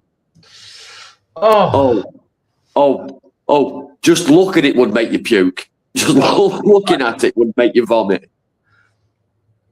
But it wasn't even a millimetre deep. It was just the very tip of each of the fingers. Just a very tip under that soft skin, just under your fingernail. It's enough to make you puke. I also once got a blackthorn when I was laying edges. I got a blackthorn, and that again, middle finger, and it went right underneath the fingernail, so I could see it. It was visible. It was visible right under my fingernail. That's making my knees go funny. Oh, Andrew, that is a pain you cannot describe to somebody. I can imagine. I've got enough imagination to know how painful that would be. And blackthorn are what, 2-inch long needles? Oh no, it wasn't that. It was not even half an inch. Oh, okay. It wasn't even half an inch, but it was visible under my fingernail. Oh, that makes my knees funny. I later learned the Japanese did it as a torture treatment to prisoners, and I could understand why. Now this is coming from a man. It's coming from a man that was run over by a steamroller. That's a pain that you can do. I have been run over by a steamroller. I've fallen out of trees. I've fallen onto the roof of trucks out of trees, and got up and giggled about it. How did you get run over by a steamroller? Have you not heard this? I paid my first house for that industrial accident. No, I never knew you got A, run over, or B, run over by a steamroller. You got run over. It paid for my first house, Andy. A what? It paid for my first house. I was going to say, it wouldn't pay out something. No, it paid the deposit on my first house, to be honest. It didn't pay. And furnishings. Do you know what I can imagine? Well, whatever you can imagine, it was probably worse than that. No, I'm just trying to see the scene, right? Because if you imagine it, I'll tell you what actually happened. You do your imagination first, and then I'll tell you what actually happened. Now, I can see this bloke here going. I can see something like this. Hold on, I'll bring the image up. So for the good ladies and gentlemen, oh fucking hell, it's tiny. It's fun. If anyone's actually watching this shit anymore. Yeah, there are. There's people joining us, which I think we should also. Let me do this quickly. Oh no, fuck them. Fuck them. I don't like anybody. They shouldn't watch this shit. It's Friday night. They've got a better thing to do with the time. Well, no. What I was going to say is this. Patrick, I love you watching because I know you don't watch us live. So there's the link if you want to join us on stage and talk shit about work injuries. That's a thing. Oh no, it's alive. It's alive. Oh, I had a quick break there. So did you and Danny meet when you were being run over by a steamroller, Lee? Did you go for a poo then, Pete? Was that a big poo or was it quick sex? One Just out of interest. And now Diane's got a pig heart. Does she squeal when you do it from behind? It's the question we all want to know. What the fuck's that, Andy? Definitely. That's Fred Dibner and his traction engine. Is it something like that? That's not a steamroller. Well, it kind of is. That's Fred Dibner and some sort of locomotive tractor. Yeah, it's true. Right. It's not a steamroller. Steamroller, you have two big wheels. Are you talking about a diesel one or a... To be honest, it was a smaller version of a steamroller. It was a concrete padder, a concrete roller. I mean, it was still 10 ton. Yeah. Yeah, but look, this is what I mean. This is a steam roller. This is what I was talking about. It was like that. I used to have models of them. Definitely. Well, I still have. Okay, well, that's very 1950s and that's very 1940s, Andrew. I was working in the early 90s, so it wasn't that, was it? No, but there you go. So the other things, they get a lot more. Find a diesel roller. Like this is just ignore the steam bit and just put a diesel roller. Yeah. It's a little one like this, like a bobcat one. Okay, so find one like that, but with the cab in the middle and two rollers on it. Right. Okay. Yeah. I know. A double roller with a cab in the middle. So, which mate of yours ran you over then? How the hell did the person run you over? He wasn't a mate. He was a work colleague, and he actually quit 3 days after he ran me over. Did he think he killed you? Oh, everyone thought they killed me. Yeah. Fucking hell, man. Everyone thought I was dead. Yeah, he thought mission accomplished, and then like I'm out. So yeah, I was hired to do one job, and I've done it. So you had one job to do. You had one job to do, and you failed. Yeah. Oh, I don't blame him, man. Honestly, it's like anyone that gets a shot. Like this example. Okay, find a smaller version of that. So get rid of the hood over the cab, and the wheels will be nearer together. It will fit. But yeah, like Lee, I probably. Oh, he's gone. What the hell? But anyways, queued up, Andrew. I'm looking something up for Dot, which is what her question was. So my computer, but here, Adam. All right. So look up Steve Martin steamroller drum.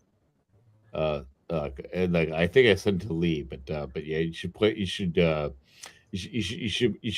play that one. Yeah. So I found it, Lee. It's this. It's one of them. Yep. Just let me zoom in. Oh, I can actually see a bit of Lee on the bottom of that. It's one of them, but the bonnet wasn't as pronounced as that JCB one. That was like a JCB. The bonnet was. Anyway, yeah, it was that size. Yeah. Still enough. I think that's a. He had to be quite a good shot to run you over, though. I mean, that's not very. They can't be that fast either. Yeah. How did you manage to actually get run over with that then, Lee? What happened? Did you like trip over? Right. Oh no. Okay. So we were doing a canal towpath. So we were restoning with push and run on a canal towpath. It was a Friday afternoon. That always adds insult to injury when you get pushed on a Friday. And there was a champion. This is integral to the story. There was a Champions League game on. United were playing the Champions League. And he wanted to get home. No, I didn't want to go home. No, I don't give a shit about football, Pete, as you know. Yeah. But all my colleagues did. Mm-hmm. And we had a flatbed trailer with a solid ramp on the back of it.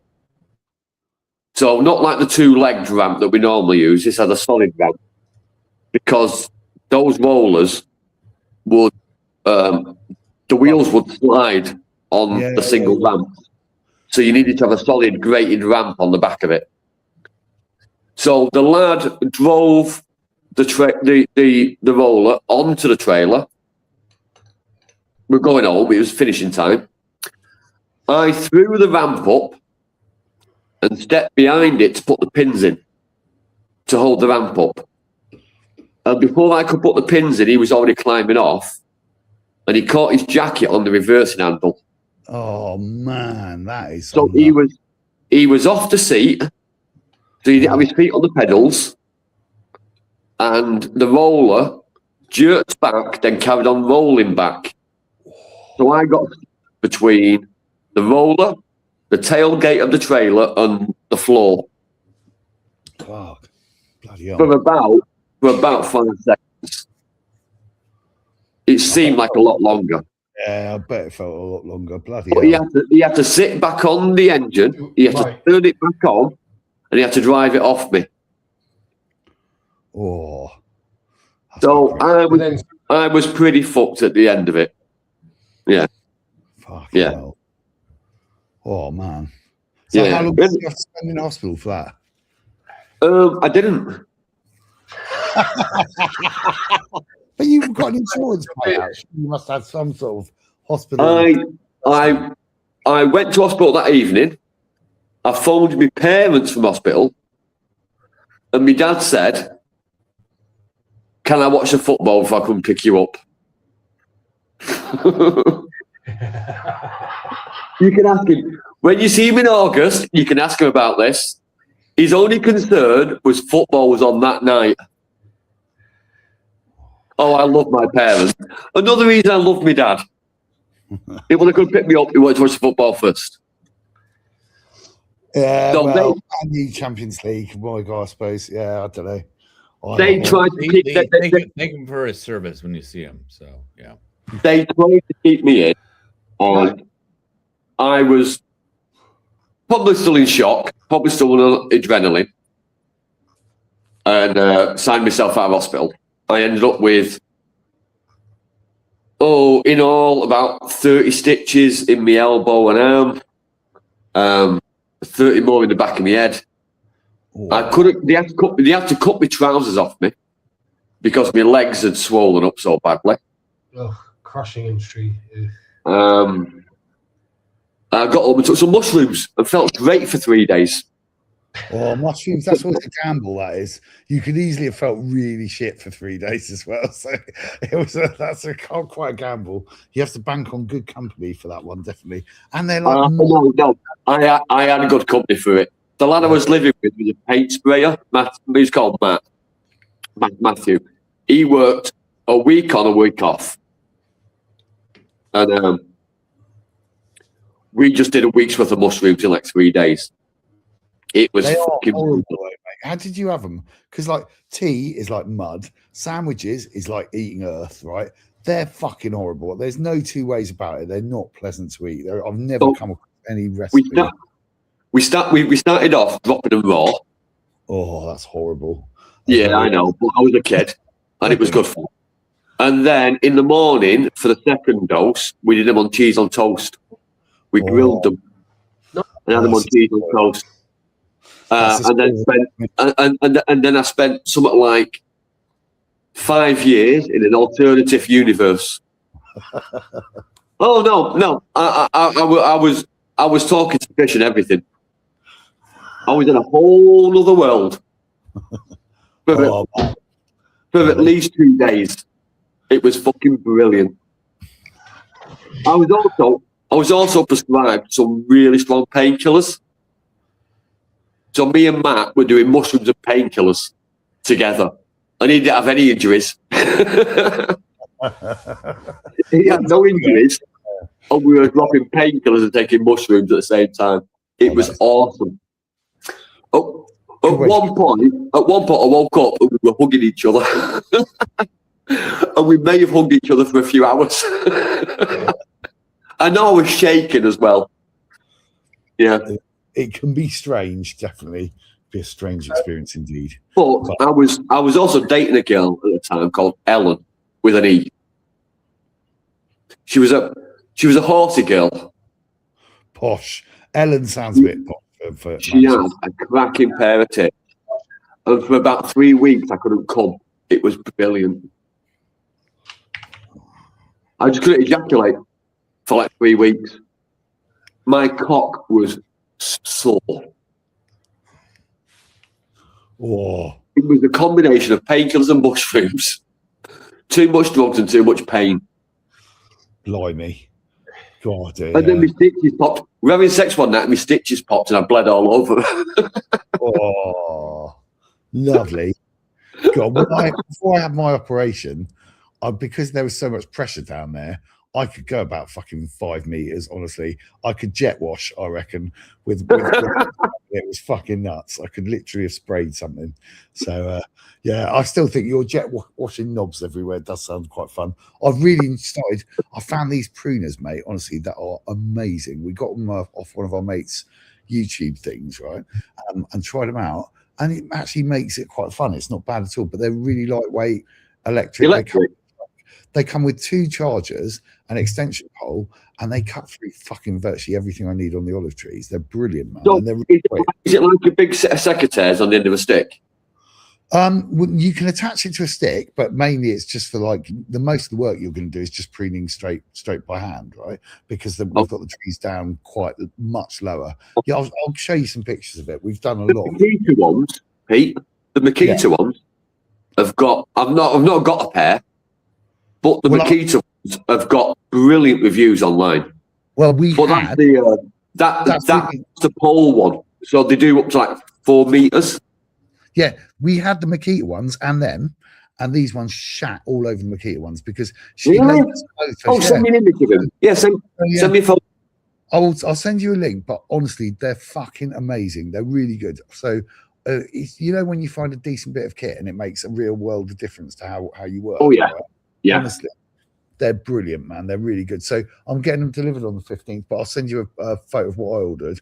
But they're really fucking excellent. I had some before, and they've got a sensor on them to check your finger doesn't get cut. Yeah, and they're shit. You don't need that. Yeah, that's great. Absolutely shit. But these were just fucking awesome. They're really good. I'll send you a thing of them. They're excellent, man. Honestly. What were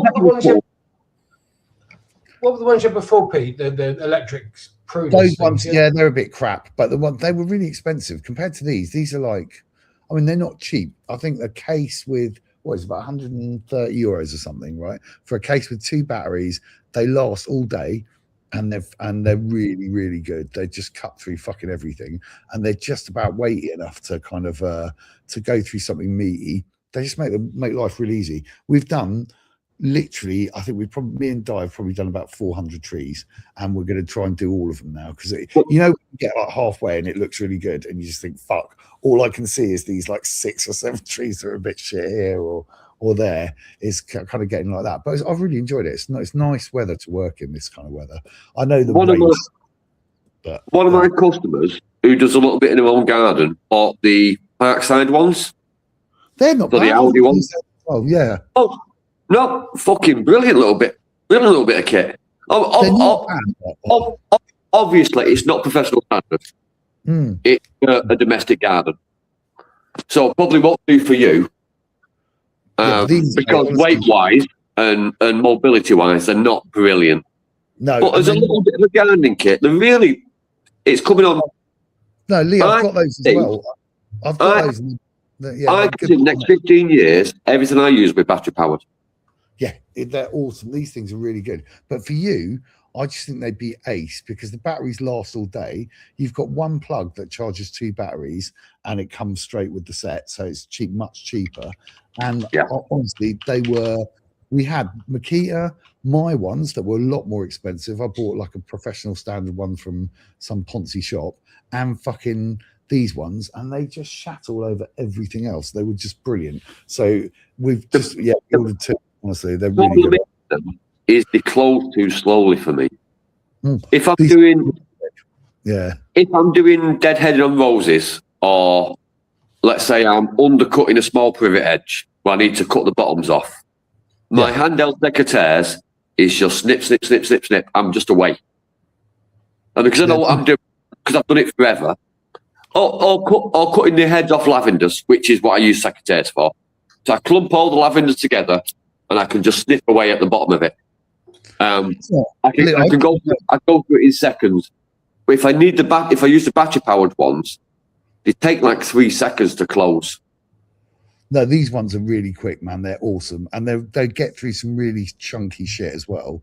The only problem is we're gonna have a massive burn, so I'm gonna have to kind of. Well, I've got so much material already just to fucking burn. You think, the thing is, if I'm going through chunky shit, I'd use my loppers.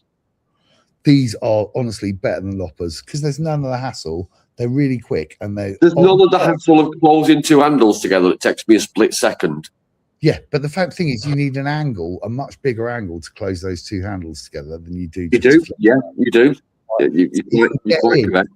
And if they close as quickly as these ones do, they're not the safest in terms of you're probably more likely to cut your finger off with these. But if you know what you're doing, they're fucking awesome and they're really quick. Di, wouldn't you say they were just fab? They were amazing. And we did have. Don't get Di on the man cave again. Stop it, Pete. You are like your third strike. You on your third strike already. You've already had Eve on, so we can't really. Eve was fucking born on here. No, he's awesome. I'm gonna say that I make the rules, and Eve is the exception to the rule. Okay, because you're all part of it. You've always time has gone midnight. I need to go to bed, so let's do final thoughts. So what? Yeah, go on then. Go for it, Andy. Okay, final thoughts from me. Thank you, and have a bomb fin tomorrow. Thank you for joining us tonight. This time next what day is it? Friday. This time next Friday, join us at this channel 10 p.m. Thoughts for this week. There's some shit going on in the world. Have you seen the price of oil? I mean, what the actual fuck? People want to wind their necks in a little bit, and stop bullshitting the reasons why they're doing something. We all know it's all horseshit, so just kind of level with us for a change. How about that? That'd be a refreshing change. And yeah, have a nice weekend, whatever you get up to. That's a bit from me, to be fair. Can I do my final thoughts? Yeah, do it. All right. First of all, Eric, you've been missed. Chuck Norris, if you don't come back in the next 2 days, you will be missed. I'm gonna think about who's gonna be next. Now Chuck Norris is gone. We need another saviour for the world. Even Seagull. No, this year's plans are all getting a date set to them. So we've got a date set for Pete's visit, which everyone's looking forward to. We've got a date set now for the man cave, which will be excellent as usual.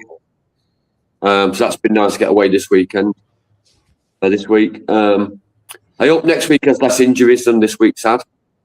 Oh, yeah. And my little big pack as his first proper mice meal today, which was nice to be part of. That was awesome. Really enjoyed it. Yeah, that looked really cool. Definitely. It was cool, Pete. It was really nice. You'd have loved it. No, there was a lot. There was a lot of bell ringing and horn blowing, and a lot of Buddhist chanting. Oh yeah, it was really cool. They're not Buddhist. They're Hindu. It sounds nice. Oh, I got a red dot on my head, which was unusual. Yeah. I was so tempted to put no, you can't have another council house, but now you see, I'm not dealing with the council house kind of immigrant. All my immigrant friends are all high caste. Well, so they're all very when you say the red dot in your forehead, it wasn't a laser sight from a high-powered rifle or anything. No, what would you call it? The Hindu priest. The Hindu priest was in the room, and he was going around everybody, doing like this little blessing. And I thought, well, obviously he's not going to do me because I'm a white guy sat in a fucking chair drinking a cup of tea. And he came over and started chatting in front of me, and I was just sort of fucking rabbit in the headlights. But yeah, no, it was quite cool. It was quite nice. Really lovely, man. Hindus are wicked, but the best thing about it ever, Lee, go to a Hindu wedding because they don't drink and they lay on alcohol for everyone, right? So you end up, I remember taking 16 bottles of spirits back from a wedding once, right? Because no one was drinking anything. You can get as wasted as you want. It's really good fun. Well, I felt a little bit guilty because I was the only, obviously the only white man there. Because they weren't all Nepalese. Hindus are religion. Santos is Nepalese, so they weren't all Nepalese. But they'd all either were at the gender reveal, or have seen the video for it, or have heard about it. So I was like a bit of a minor celebrity there today, and everyone wanted to speak to me. So I was a little bit overwhelmed with, you know what I'm like. I just want to have a beer and talk shit with Santos. But yeah, it was really nice, and the women were lovely, and everyone spoke really good English, so that made it much easier. No, yeah. It's lovely. It's a really nice ceremony to be. It was a great day. It's been a nice day. That far north in India, in Nepal, they kind of adopt lots of Buddhist things. So it would have been, you probably would have had like loads of Buddhist stuff anyway, because they kind of, the religions kind of meld. You think like Hinduism's a lot older than Buddhism anyway, and in some areas they even adapt like Sikh aspects, but they all kind of conglomerate. So it's really cool, man. Hindus are just, well, Nepalese are just lovely people. They're really, really nice people. Oh, I've never met a Nepalese person I didn't like. Yeah, but I've only met the higher caste, and they are very caste orientated. They are quite caste orientated, unfortunately, in most Hindu societies. Yeah. Which is something I've learned through Santos, through being mates with him. He's explained it to me on several occasions, and I just think it's sort of the worst racism ever, and I'd have to be involved in it. It is quite bad, man. The difference between like Brahmins and untouchables and stuff. Yeah, it's quite. Oh yeah. It's quite nuts, like in parts of India. God. It came out what we were on day. He was. I had a big job on years ago, a big leveling job. We were leveling the garden out, and I think I complained a bit too much about how hard it was going to be. And he came out to do it with me. And sort of halfway through the day, when we're like having our lunch, he said, "You know, my parents can never find out I've done manual labour." It was like a thing. It was like a, and I'm not going, you know, you're talking to me. I do it every day for a living. Like, no, it's okay for you. It's just I'm not allowed to do it. In Nepal, we have people for this. Very true, definitely. Yeah, I don't know. I mean, I haven't been for such a long time, but honestly, if you've got a chance to go, Lee, go. It's just amazing. It's a beautiful country. You can see literally when you get up, even just from Kathmandu, when you fly in, you can see the curvature of the Earth. So you'll literally be able to see it when you're just looking up at the sky, which is fucking awesome. That's why I'm living in. But next time you see him, ask him about my industrial injury, the way I work with him. The day he come to work with me, I put a ground pin. You know these metal pins they use for putting membrane down and stuff. Yeah. I've got them. Yeah. I put one through my finger. Oh. So it went through the top of my finger, it pushed against the bone and came at the bottom of my finger. And I started laughing. And he went fucking white. He was puking and crying. And I was kicking myself. And I pulled it out, gave it to him, said, "Hold this. I'm going to save this one." Because I had like a box of like 200 of them. "I'm going to save this and take it home with me." And I wrapped some dirty tissue out my pocket around my finger. I said, "Like, come on, crack on." He said, "No, we need to go to the hospital." Because get the fucking job finished. Come on. He couldn't believe that I'd worked through it. He was like, "That is a sheet all afternoon." And I'm driving home. I'm driving home with blood running down my hand and down my wrist and sort of setting dried blood. And he was like, "I can't believe you've carried on today." I got fucking grow up. I saw Di's brother nail gun his hand, his palm to the stairs, right? That we and he just pulled out and just carried on like fucking nothing had happened. And I don't know. I'm still quite gore averse. Like when Diane, it's quite good because she used to be really into fucking watching those disgusting medical programs, you know, like where they show all the innards and everything else, right? I'm sure your missus is fine with it. I'm sure Marguerite is absolutely fine with it. But I do think it was hilarious. Yeah. Sandra was like, yeah, exactly. Yeah, both of your misses are fine, but she had to have that whole hot up when she was awake. That would fucking freak me out, honestly. Someone shoving something through my main aorta. Oh, rancid. Honestly, I don't think I can cope with The that. thing is, Pete, I can't put it on TV. If I see anything like that on TV, I have to look away. That's the same as me. Honestly, I hate it. Unless if I know it's a movie, if I know it's a film and it's CGI or it's a zombie film, I don't mind that. But if it's real life, I don't watch it. But I once watched a guy get his wedding ring caught on chain link fencing. Ooh. Oh. And it took all the skin off his finger. And his finger, his skin off his finger was hanging on the fence with a wedding ring still on it. Oh, and everybody else was puking, and I was giggling, saying, "All right, I'll get your wedding ring. Put a bit of tissue on it. We'll go to hospital." If it happens in real life, I have no issue with it. I've seen some gory shit, and I just sort of giggle at it in real life, but I can't watch it on TV. Oh, I can't watch it on TV. In real life, I think you're right. It's easier to cope with. It's more kind of chilled. I've seen some pretty horrible accidents, and I've seen some deaths as well, but it's more easy to cope with than it is when you're seeing it in real life on a screen. It's just, I find it really repulsive. I told you about the suicides we had at work when I thought I was going to get connected to fucking murders. Because it come to a point after like the 4th or 5th suicide that I saw, I was joking with a policeman to the point where he was going to arrest me. Oh, man. Because I made a joke about, don't worry, I've stolen his watch already. And the policeman was like, looking at me going, "You're fucking weird." And I said, it's not my first suicide. And he said, "No, it's not my first suicide, but no one behaves like that." I go, what are you going to do? It happens. Oh, Lee, they do, though. The mortician, if you've ever met a mortician, they're a fucking weird bunch. It's like music teachers, right? Morticians are the music teachers of the fucking hospital world, right? They're all fucking strange, and they're really.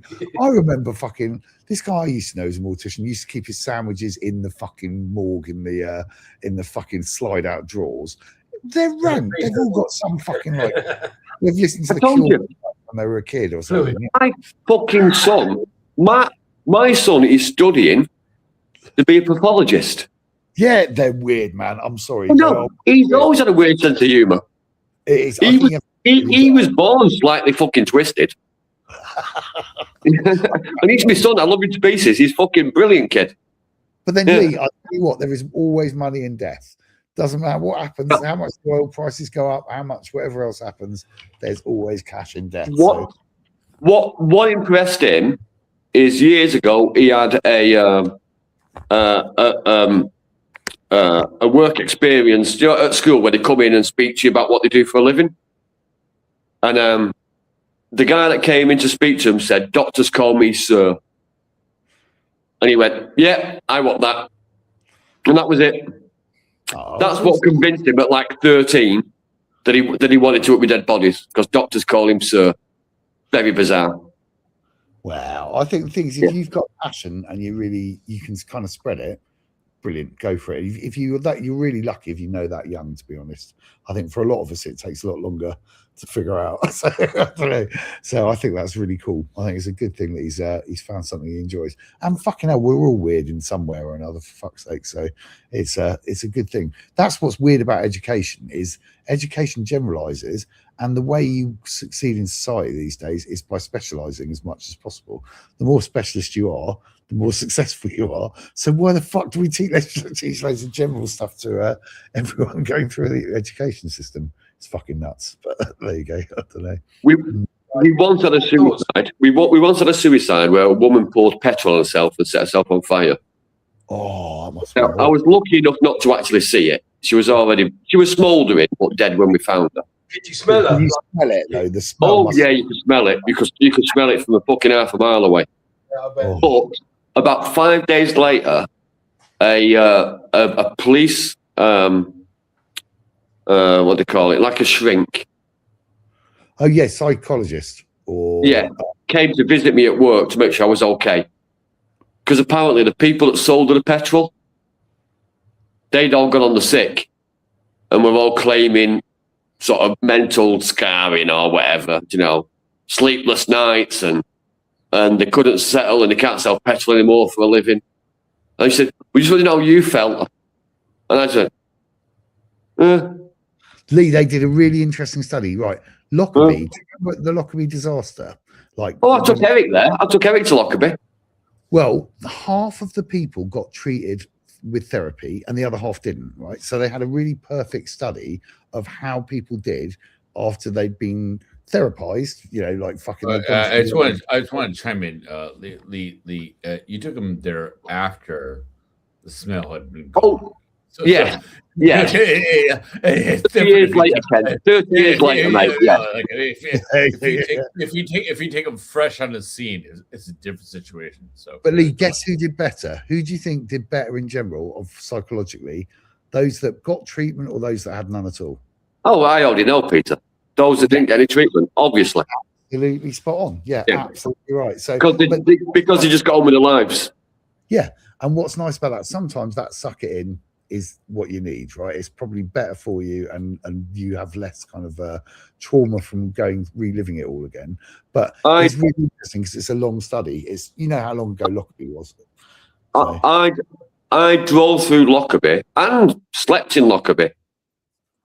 Well, maybe drove through it a dozen times, slept in Lockerbie 3 or 4 times, because the Lockerbie car park at the train station is free parking, and the river that runs behind it is a great trout river, and it's open access. So I'd fished in Lockerbie a lot, and never gone to the other side of town where the accident was, where the plane crashed. Yeah. But because it's like an American thing, because of an American plane. Well, because it's on the west side, yeah. So yeah, Pat and Eric wanted to visit the crash site because there's like a memorial, and then the cemetery where they have the big memorial. And like I said, I've been a dozen times more and never done it. Because we had Americans with us, and we went, and it was actually quite nice. It's a nice cemetery, especially for the Americans, because they don't think anything should be over sort of 50 years old. Well, because they have the whole park, you know, they made a whole like walkway, the whole thing. So yeah. Yeah, but it's I've never been, so but no, the cemetery where the main cemetery where the main no, not that, Andrew, that's not the cemetery. No, that's a part of the plane. That's actually one of the engines. They've moved that, Andrew. That's not there anymore. No, Andrew's doing what he does. You go straight to number 1. Yeah, no. Not like derailing what you're saying by images that doesn't support your conversation. So the main cemetery must be 400 or 500 years old. It's got a lot of old graves in it, a big wall around it, and that was really quite pleasant to walk through in the morning. Yeah. Oh, that sounds interesting, but that I think is on the cards, man. Honestly, because I was listening the other day, and they were saying one of the big reasons why the insurers won't insure any boats is: are you safer with an American convoy, or are you fucking in more danger because you've got American ships with you?